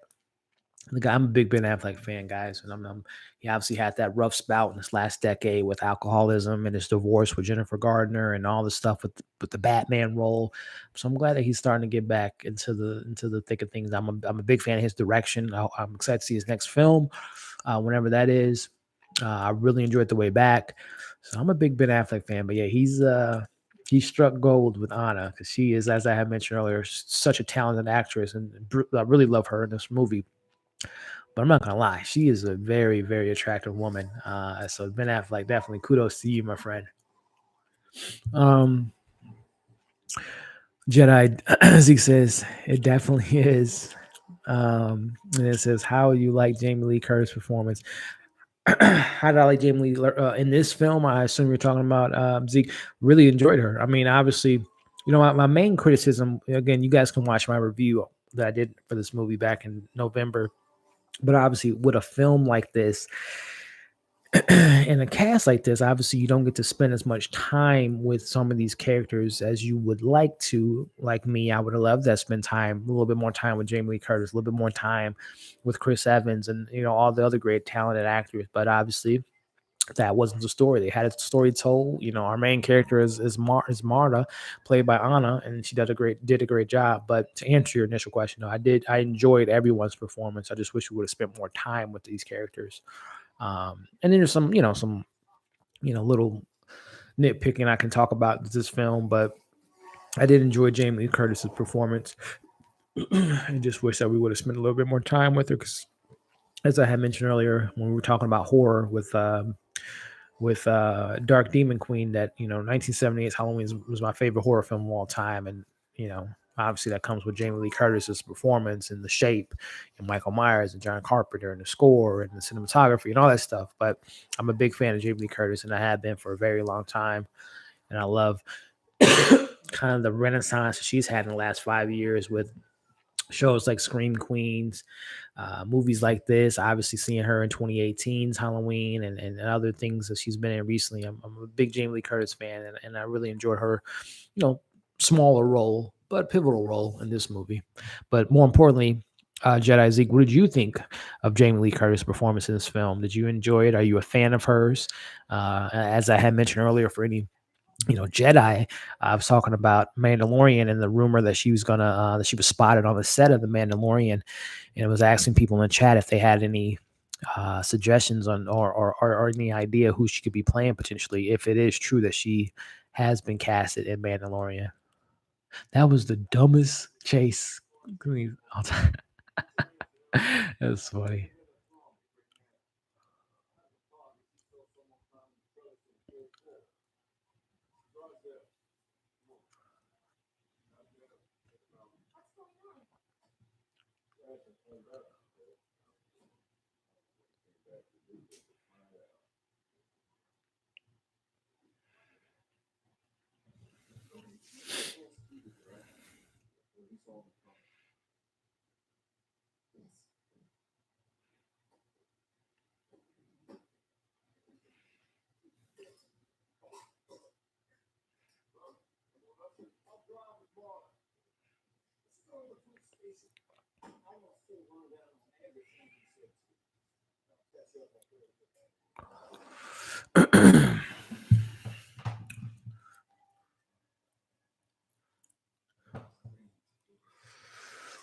Oh, what's going on?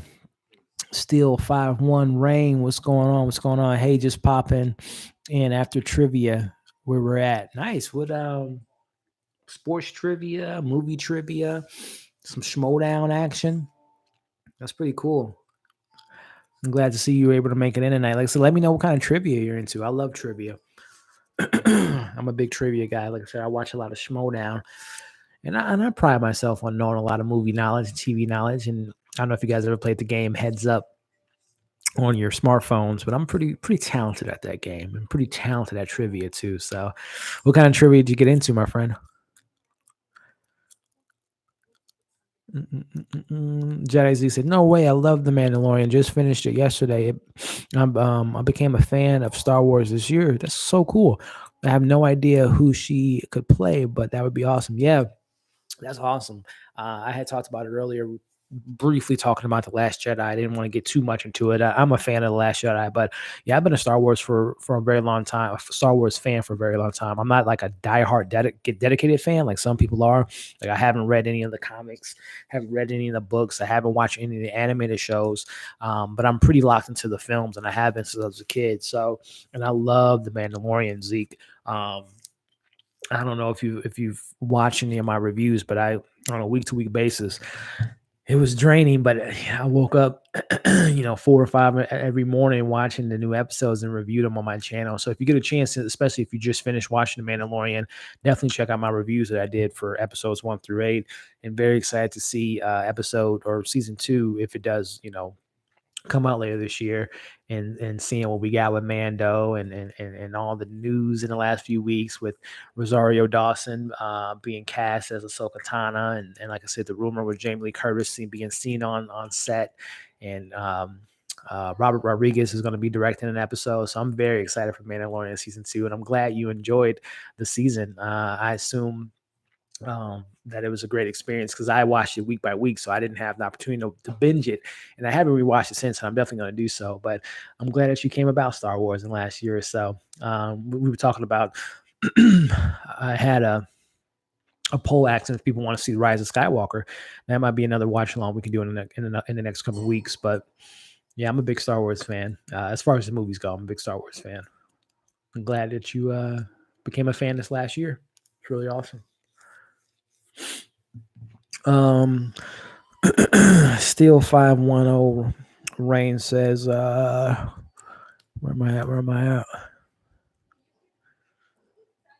Says it's a YouTube channel made by GOT and lovers, but it gets real random. It's awesome, fun, interactive. Yeah, what's the the YouTube channel? Rain 51 Steel 510 Rain. What's that channel? Let me put the link or the name of the channel in the comments below. I would love to check it out because I'm a big trivia guy, and those things that you just mentioned, Game of Thrones, and I don't know what ASOF IF is, but I love Game of Thrones. I'm a big fan. Again, another thing I reviewed on my channel was the season 8 finale, or season 8 season. I reviewed all the episodes, and I have all of the seasons. I'm a big fan of that show. But yeah, let me know the channels, the link of the channel, and I'll definitely check them out. Okay, you left it here. Here, let me look them up right quick. Here, I'll just do it on my phone. Again, for all those watching at home, this is where we're at in the film. 1 hour, 38 seconds, or 1 hour and 39 minutes into the movies where we're at for all those watching at home. But let me look up that YouTube channel because I love trivia. Like I said, I watched the Schmodown, and I'm a pretty good competitor when it comes to trivia stuff for stuff that I know. And I'm a big Game of Thrones fan. So what was it called again? Synagogue of Trivia.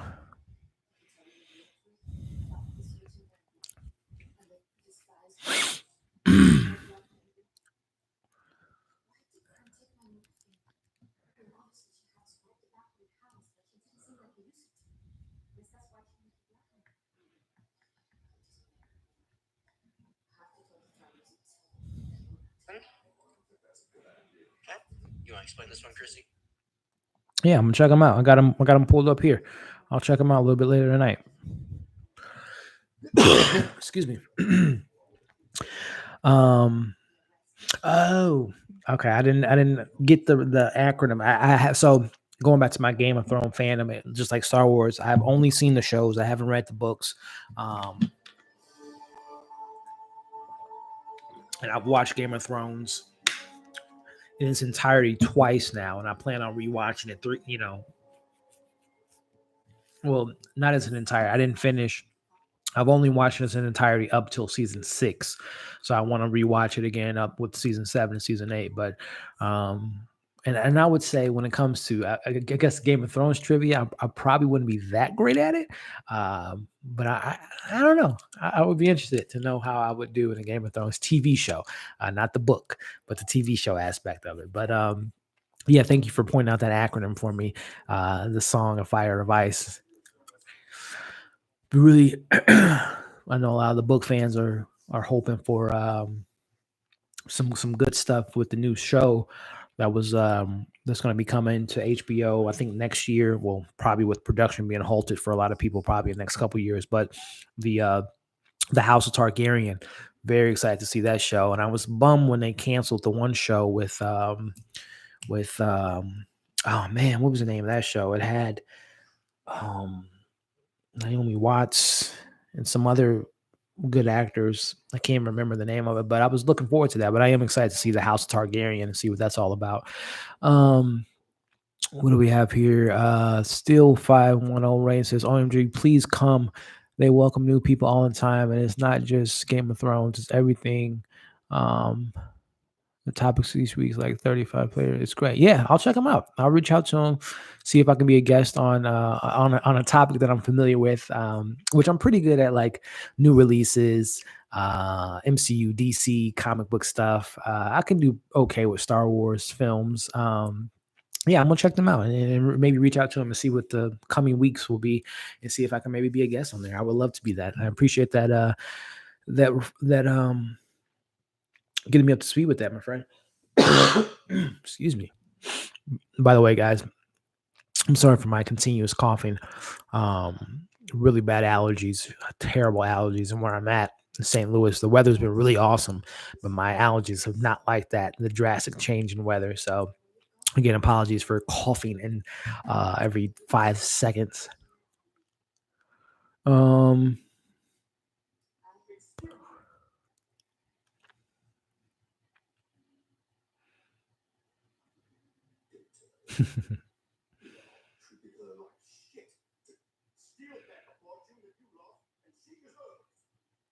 every now and then his accent kind of pops in and out, right? But it's still great.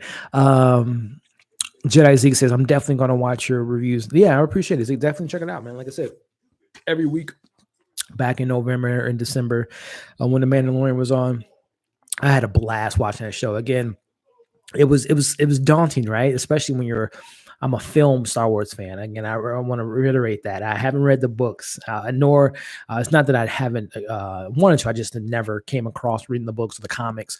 I haven't watched the animated shows, but I love the movies. Well, I shouldn't say I love. I don't love all the movies. I appreciate the prequels. I love Revenge of the Sith. Not a big fan of Phantom Menace. Not a big fan of Attack of the Clones. The OG Star Wars is definitely what I love.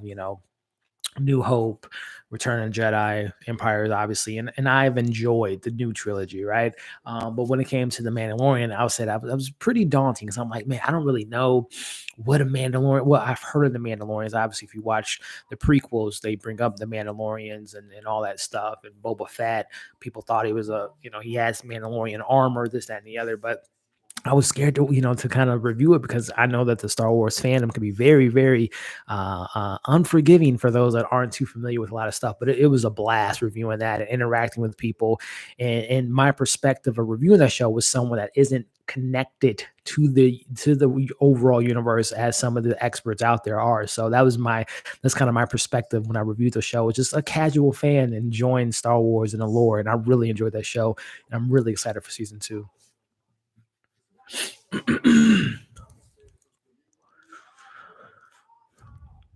um Still 510 Rain says that's how I started.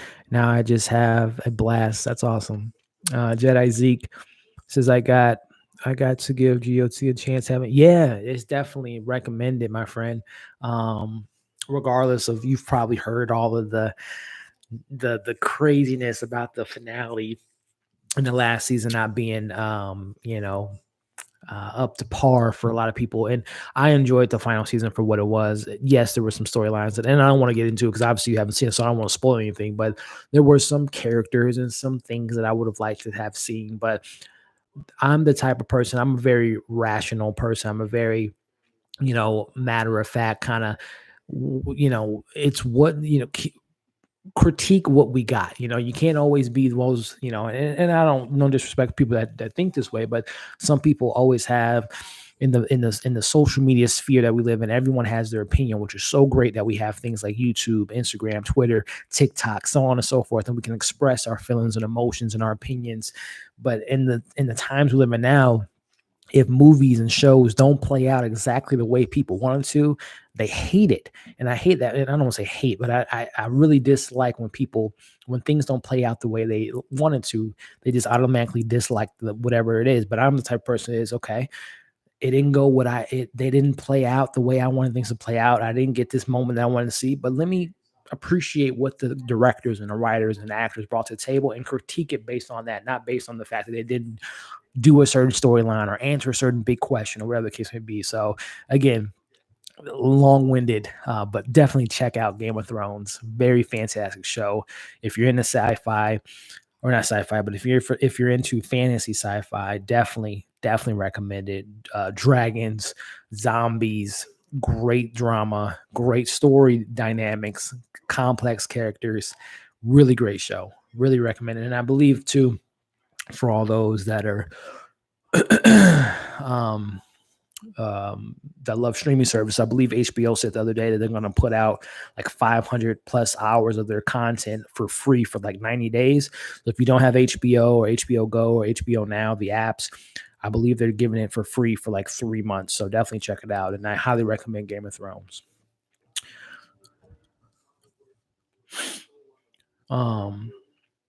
Still 510 Rain says Fire and Blood. You could just read that book.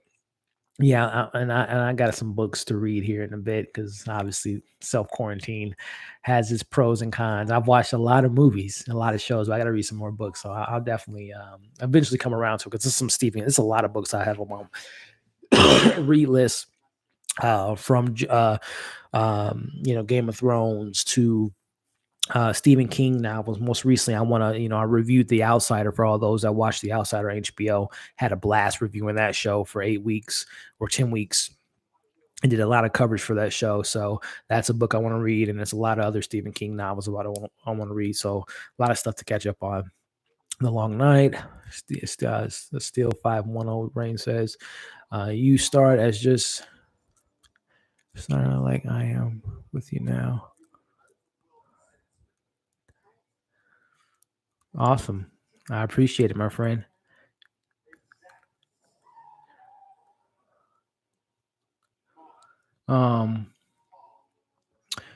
Okay, my son is begging me to play a game with him, and I just finished Ozark, and we'll definitely check out your vid tomorrow. Have fun.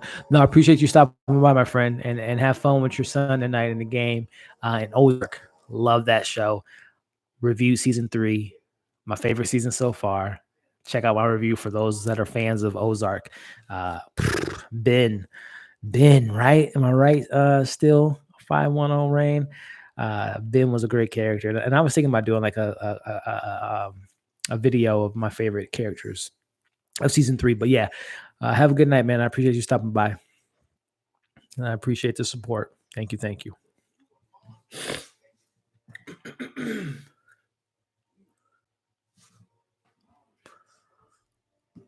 I didn't even know I can respond to you guys. I'm responding to your questions on here, but I didn't even know I can respond to you in the chat.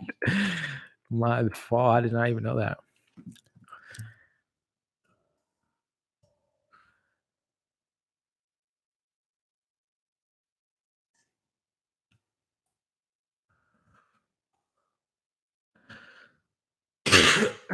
Excuse me.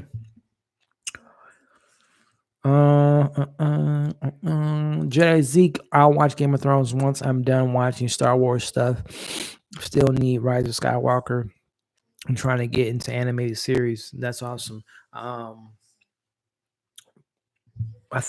think you might have made if you watch my video, my unboxing of Rise of Skywalker, I'm doing a giveaway for that. So check that out and see how you can win. But yeah, you're in the thick of things, my friends. My friend, watching Star Wars and watching animated series. That's a lot of fun content to watch. Again, I haven't watched an animated series yet. That's something that's on my watch list, is to one day watch the Clone Wars and watch the animated series and get caught up with that, because I know there's some good stuff on the animated side that I've heard some really good things about, and would probably help me come Mandalorian season 2 finding out more about the big announcement a couple weeks ago that Rosario Dawson is going to be casted as Ahsoka Tano, and I've heard really good things about that character, and her backstory seems fascinating. How she was a once an apprentice of Darth Vader, and things didn't play out well, and her whole backstory sounds really interesting. So I definitely got to catch up and get up to speed with her character.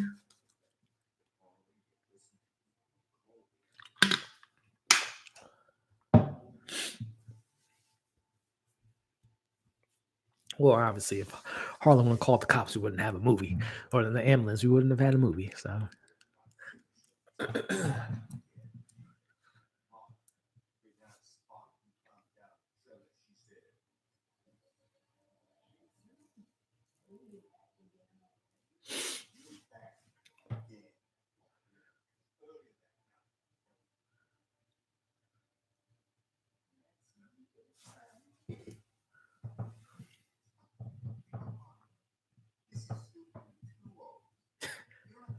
stupid with two O's. Never heard that.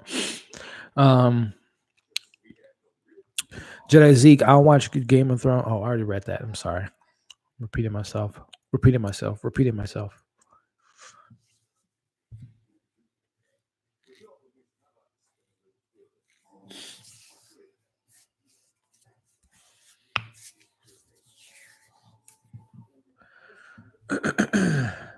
Again, I remember being at the theater at this point and being like, oh, so Captain America ain't a good grandson.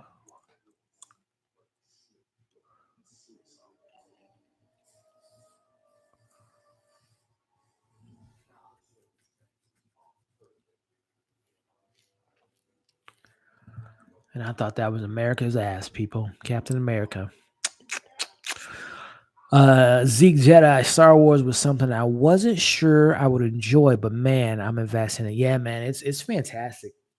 It's a space opera, right? It's a George Lucas. It was kind of an allegory of the times, right? Of what was going on during the 70s and 80s. And I'm a big fan of Star Wars too, my friend. I love the family drama that we get with the Skywalkers, and the idea of the Force, right?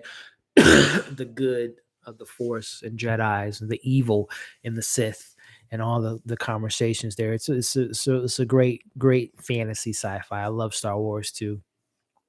And have you seen all the movies yet, Jedi Zeke? Have you watched the OG France trilogy, the prequels, and of course the new trilogy? I think you said you haven't seen Rise of Skywalker, but have you seen all the other films up to that point, including Han Solo or just Solo, including Rogue One? Let me know where you're at as far as what films you still need to see and which ones you've seen so far. Is that a gnat?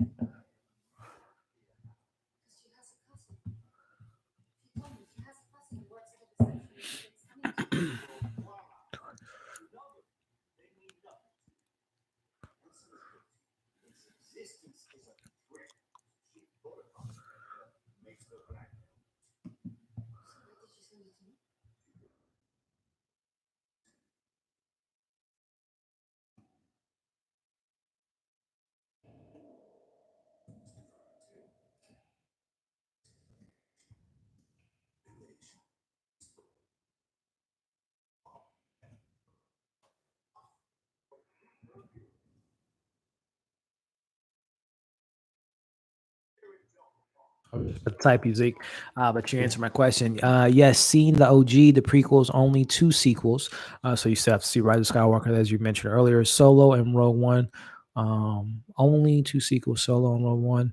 I got to say I love them all, but the first two prequels were a little boring. Yeah, yeah. Like I said, I see what George Lucas was trying to do, but yeah, the Federation and the political stuff that was going on, and all that stuff was boring for sure. But I really, really, really love Revenge of the Sith. I think that's a fantastic film. Um, my favorite of the prequels for sure.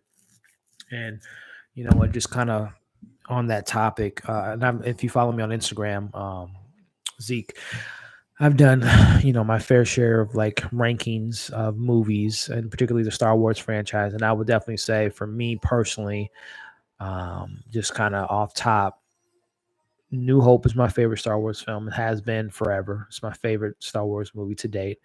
Um, Empire, number two. I would say Force Awakens is number three. Number 4 and 5, Rogue One is up there, probably either 4 or 5. And then I would say, I'm trying to think. I'll say Last Jedi in my top 5. I would say. Matter of fact, let me see the last time I did the rankings. Just make sure that is my order.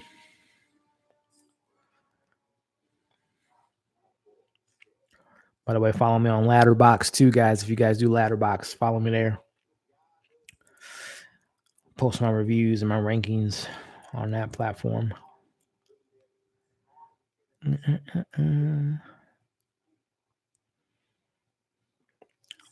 thought I had my rankings of Star Wars. Apparently, I don't.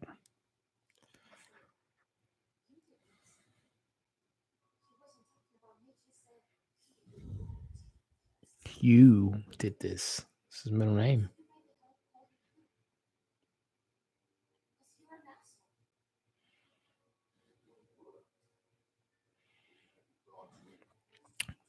But yeah, I think that's my top 5. New Hope, Empire, Force Awakens, Rogue One, and Last Jedi. And I've only seen The Rise of Skywalker once, and I have to see it again before I put it in my rankings. But I would say that's my top 5, probably. I enjoy Return of the Jedi. Not my favorite, but I enjoy that. I enjoy Solo. Like I said, the only one films I really don't like is Phantom of the Menace, and Attack of the Clones.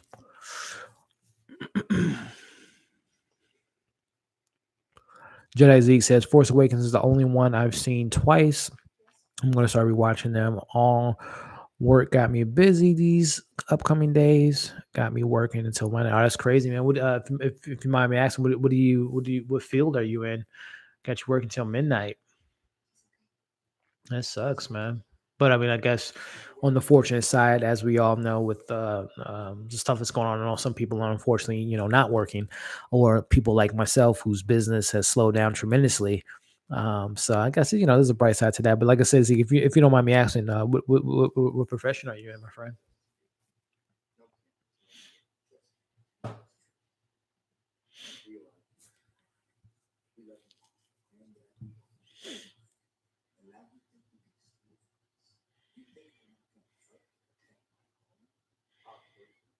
Hmm.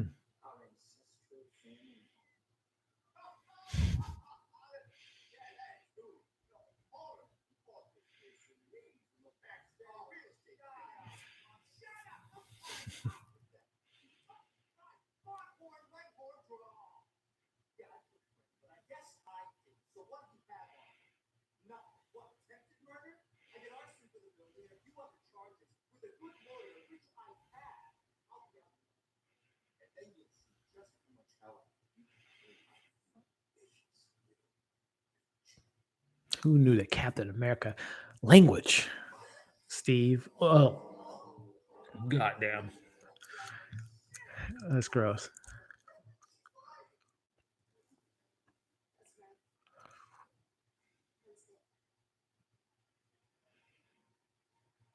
That is dripping from his mouth. It's dripping from his mouth.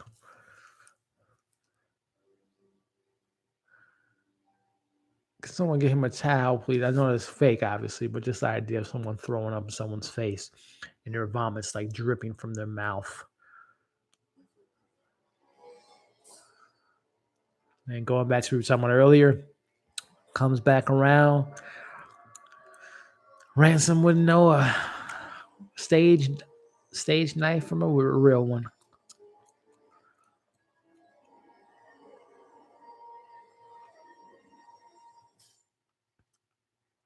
He still has to throw up on his face. Can he just wipe that off his face, please? So gross.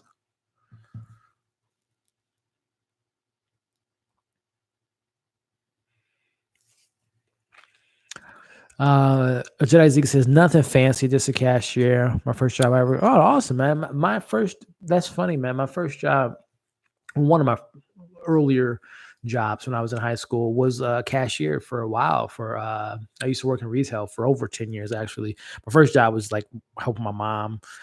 She used to work at a at a leasing place as a leasing manager, and I used to like help out the maintenance team, like changing light bulbs and doing like maintenance stuff, cleaning up trash. That was like my first official job. And I used to like hold the sign like leasing now. So that was like my first like quote unquote job that I got a paycheck for. It was a summer job, but then like my official like 9 to 5, and I was there for like 4 years, was Target, and I was a cashier. And then I went from being a cashier to working electronics, and then working as back then it was like called the A side and the B side. I was like foods was the B side, A side was like electronics and seasonal stuff. But then I eventually became a trainer, and then went over to Best Buy. I was a cashier for there, and then worked in electronics there. Became a manager there. So yeah, I was in retail for a while, man. So that's awesome. First jobs are important because it makes you appreciate, once you get whatever, whether that be working for where you're at for a while in management or whatever you decide to do in your young career, my friend. You always appreciate those first jobs because it builds the foundation to whatever your end game is, your career, whatever your career is. You always remember those first ones, man. So cherish it. It might, like you just said, you work in a midnight, which right now is, crazy with people buying groceries and home supplies and cleaning supplies. So first off, I want to say thank you, because I know that working in, I don't know if you work in retail or at a grocery store, but I know a lot of people are, being very demanding of products right now. So again, thank you for your working hard, my friend. But like I said, cherish those first jobs because you'll always remember those first ones. Like I said, I remember my first job like it was yesterday. So that's really, really cool, man. Excuse me. All right, guys, we're going to be wrapping this up here as the finale, the big reveal just happened. Again, for all those watching at home, pull up my stopwatch here. That's where we're at. So we're at the final stages of the movie. It's going to be wrapping up here, and we'll talk. We'll chat for a little bit after the film ends. But again, guys, everyone that stopped by, that said hi, that stayed the whole entire time, I really appreciate it, guys. I want to do more of these watch alongs. We've done, this is our fourth one. They've all been awesome. I can't wait to do more. So happy to build this community and this channel. And I just really, really, really appreciate the support, guys. So like I said, next week, it's looking like we got some candidates, the Joker, maybe Rise of Skywalker. I'm in the mood for some John Wick, maybe John Wick 3, Jojo Rabbit, and some other films. So, but again, guys, everyone has had a great comment, that's gave a thumbs up, subscribe, share my channel to all your family and friends. And if this is your first time watching one of my lives or first time being on my channel, quick little overview. New movies, whether it be when theaters were open, new movies at the theaters. I watch a lot of streaming services, Apple TV Plus, Disney Plus, Netflix, Hulu, HBO. I have all those services. I review those movies. I review TV shows on a week-to-week basis. I love that last moment. Great movie, guys. And we'll talk about it here in a bit. But yeah, I review TV shows. I do unboxings. I unbox and I do giveaways. Like I have a giveaway for Rise of Skywalker on my channel now. For all those interested, check out that video. I don't do as many trailer reactions as I used to, but I'm going to start doing a little bit more and doing more like trailer breakdowns, which I did for Train to Busan 2 Peninsula. I broke down that trailer and reacted to it and reviewed it. I do that. And then in the future, guys, like I said, I want to do more of these watch alongs. I've done 4 so far. I want to bring some more of collaborative videos on this channel, bring in some of your favorite YouTubers, and so on and so forth. So again, guys, if you haven't already, definitely let your family and friends know where the fun's at, and that's over here at Movie Files, guys. And then follow me, of course, on all my social media accounts: Instagram, Twitter, Facebook, Ladderbox, Stardust, and wherever movies are talked about, TV shows are talked about. You can find me there, guys.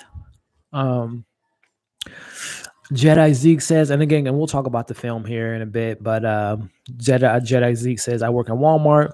Also, no thanks needed. I'm 19, so I'm still young. I'm sure I'm going to be doing different things. Thanks for the stream. Had a lot of fun talking to you. Hey, man, I appreciate you. 19, man, that seems like forever ago for me, my friend. Just turned 30 last month, actually, or almost 2 months ago. But yeah, man, cherish those moments, my friend. And be safe out there. And thank you for stopping by. But yeah, guys, Knives Out, really enjoyable film. This is my third time watching it. Really enjoyable. I love the script. I love the characters. I thought Rian Johnson did a fantastic job directing it and writing it. He's such a great writer, whether it be Brick, Looper, Last Jedi, this, Breaking Bad. I think all his work is really fantastic. Obviously, there's some things I like more than others, but I think he's a fantastic writer and director. Very excited for the sequel to this film. As I had mentioned, there's definitely some things that they can incorporate from the original into the second one. I know right now the only character that's going to be brought back to the sequel is Daniel Craig's character, but I would love to see, the family somehow make an appearance potentially. Joseph Levitt-Gordon's in this movie? What? I did not know that. What character did he play? It said he was a detective. I'm gonna have to look that up. I don't remember. That's funny. I mean, that would make sense. Joseph Levitt-Gordon was in Looper. But anyway, that just completely thrown me off. I did not know Joseph Levitt-Gordon was in this film, guys. I don't know what character he played. It said he played some detective, but he must have been in the background.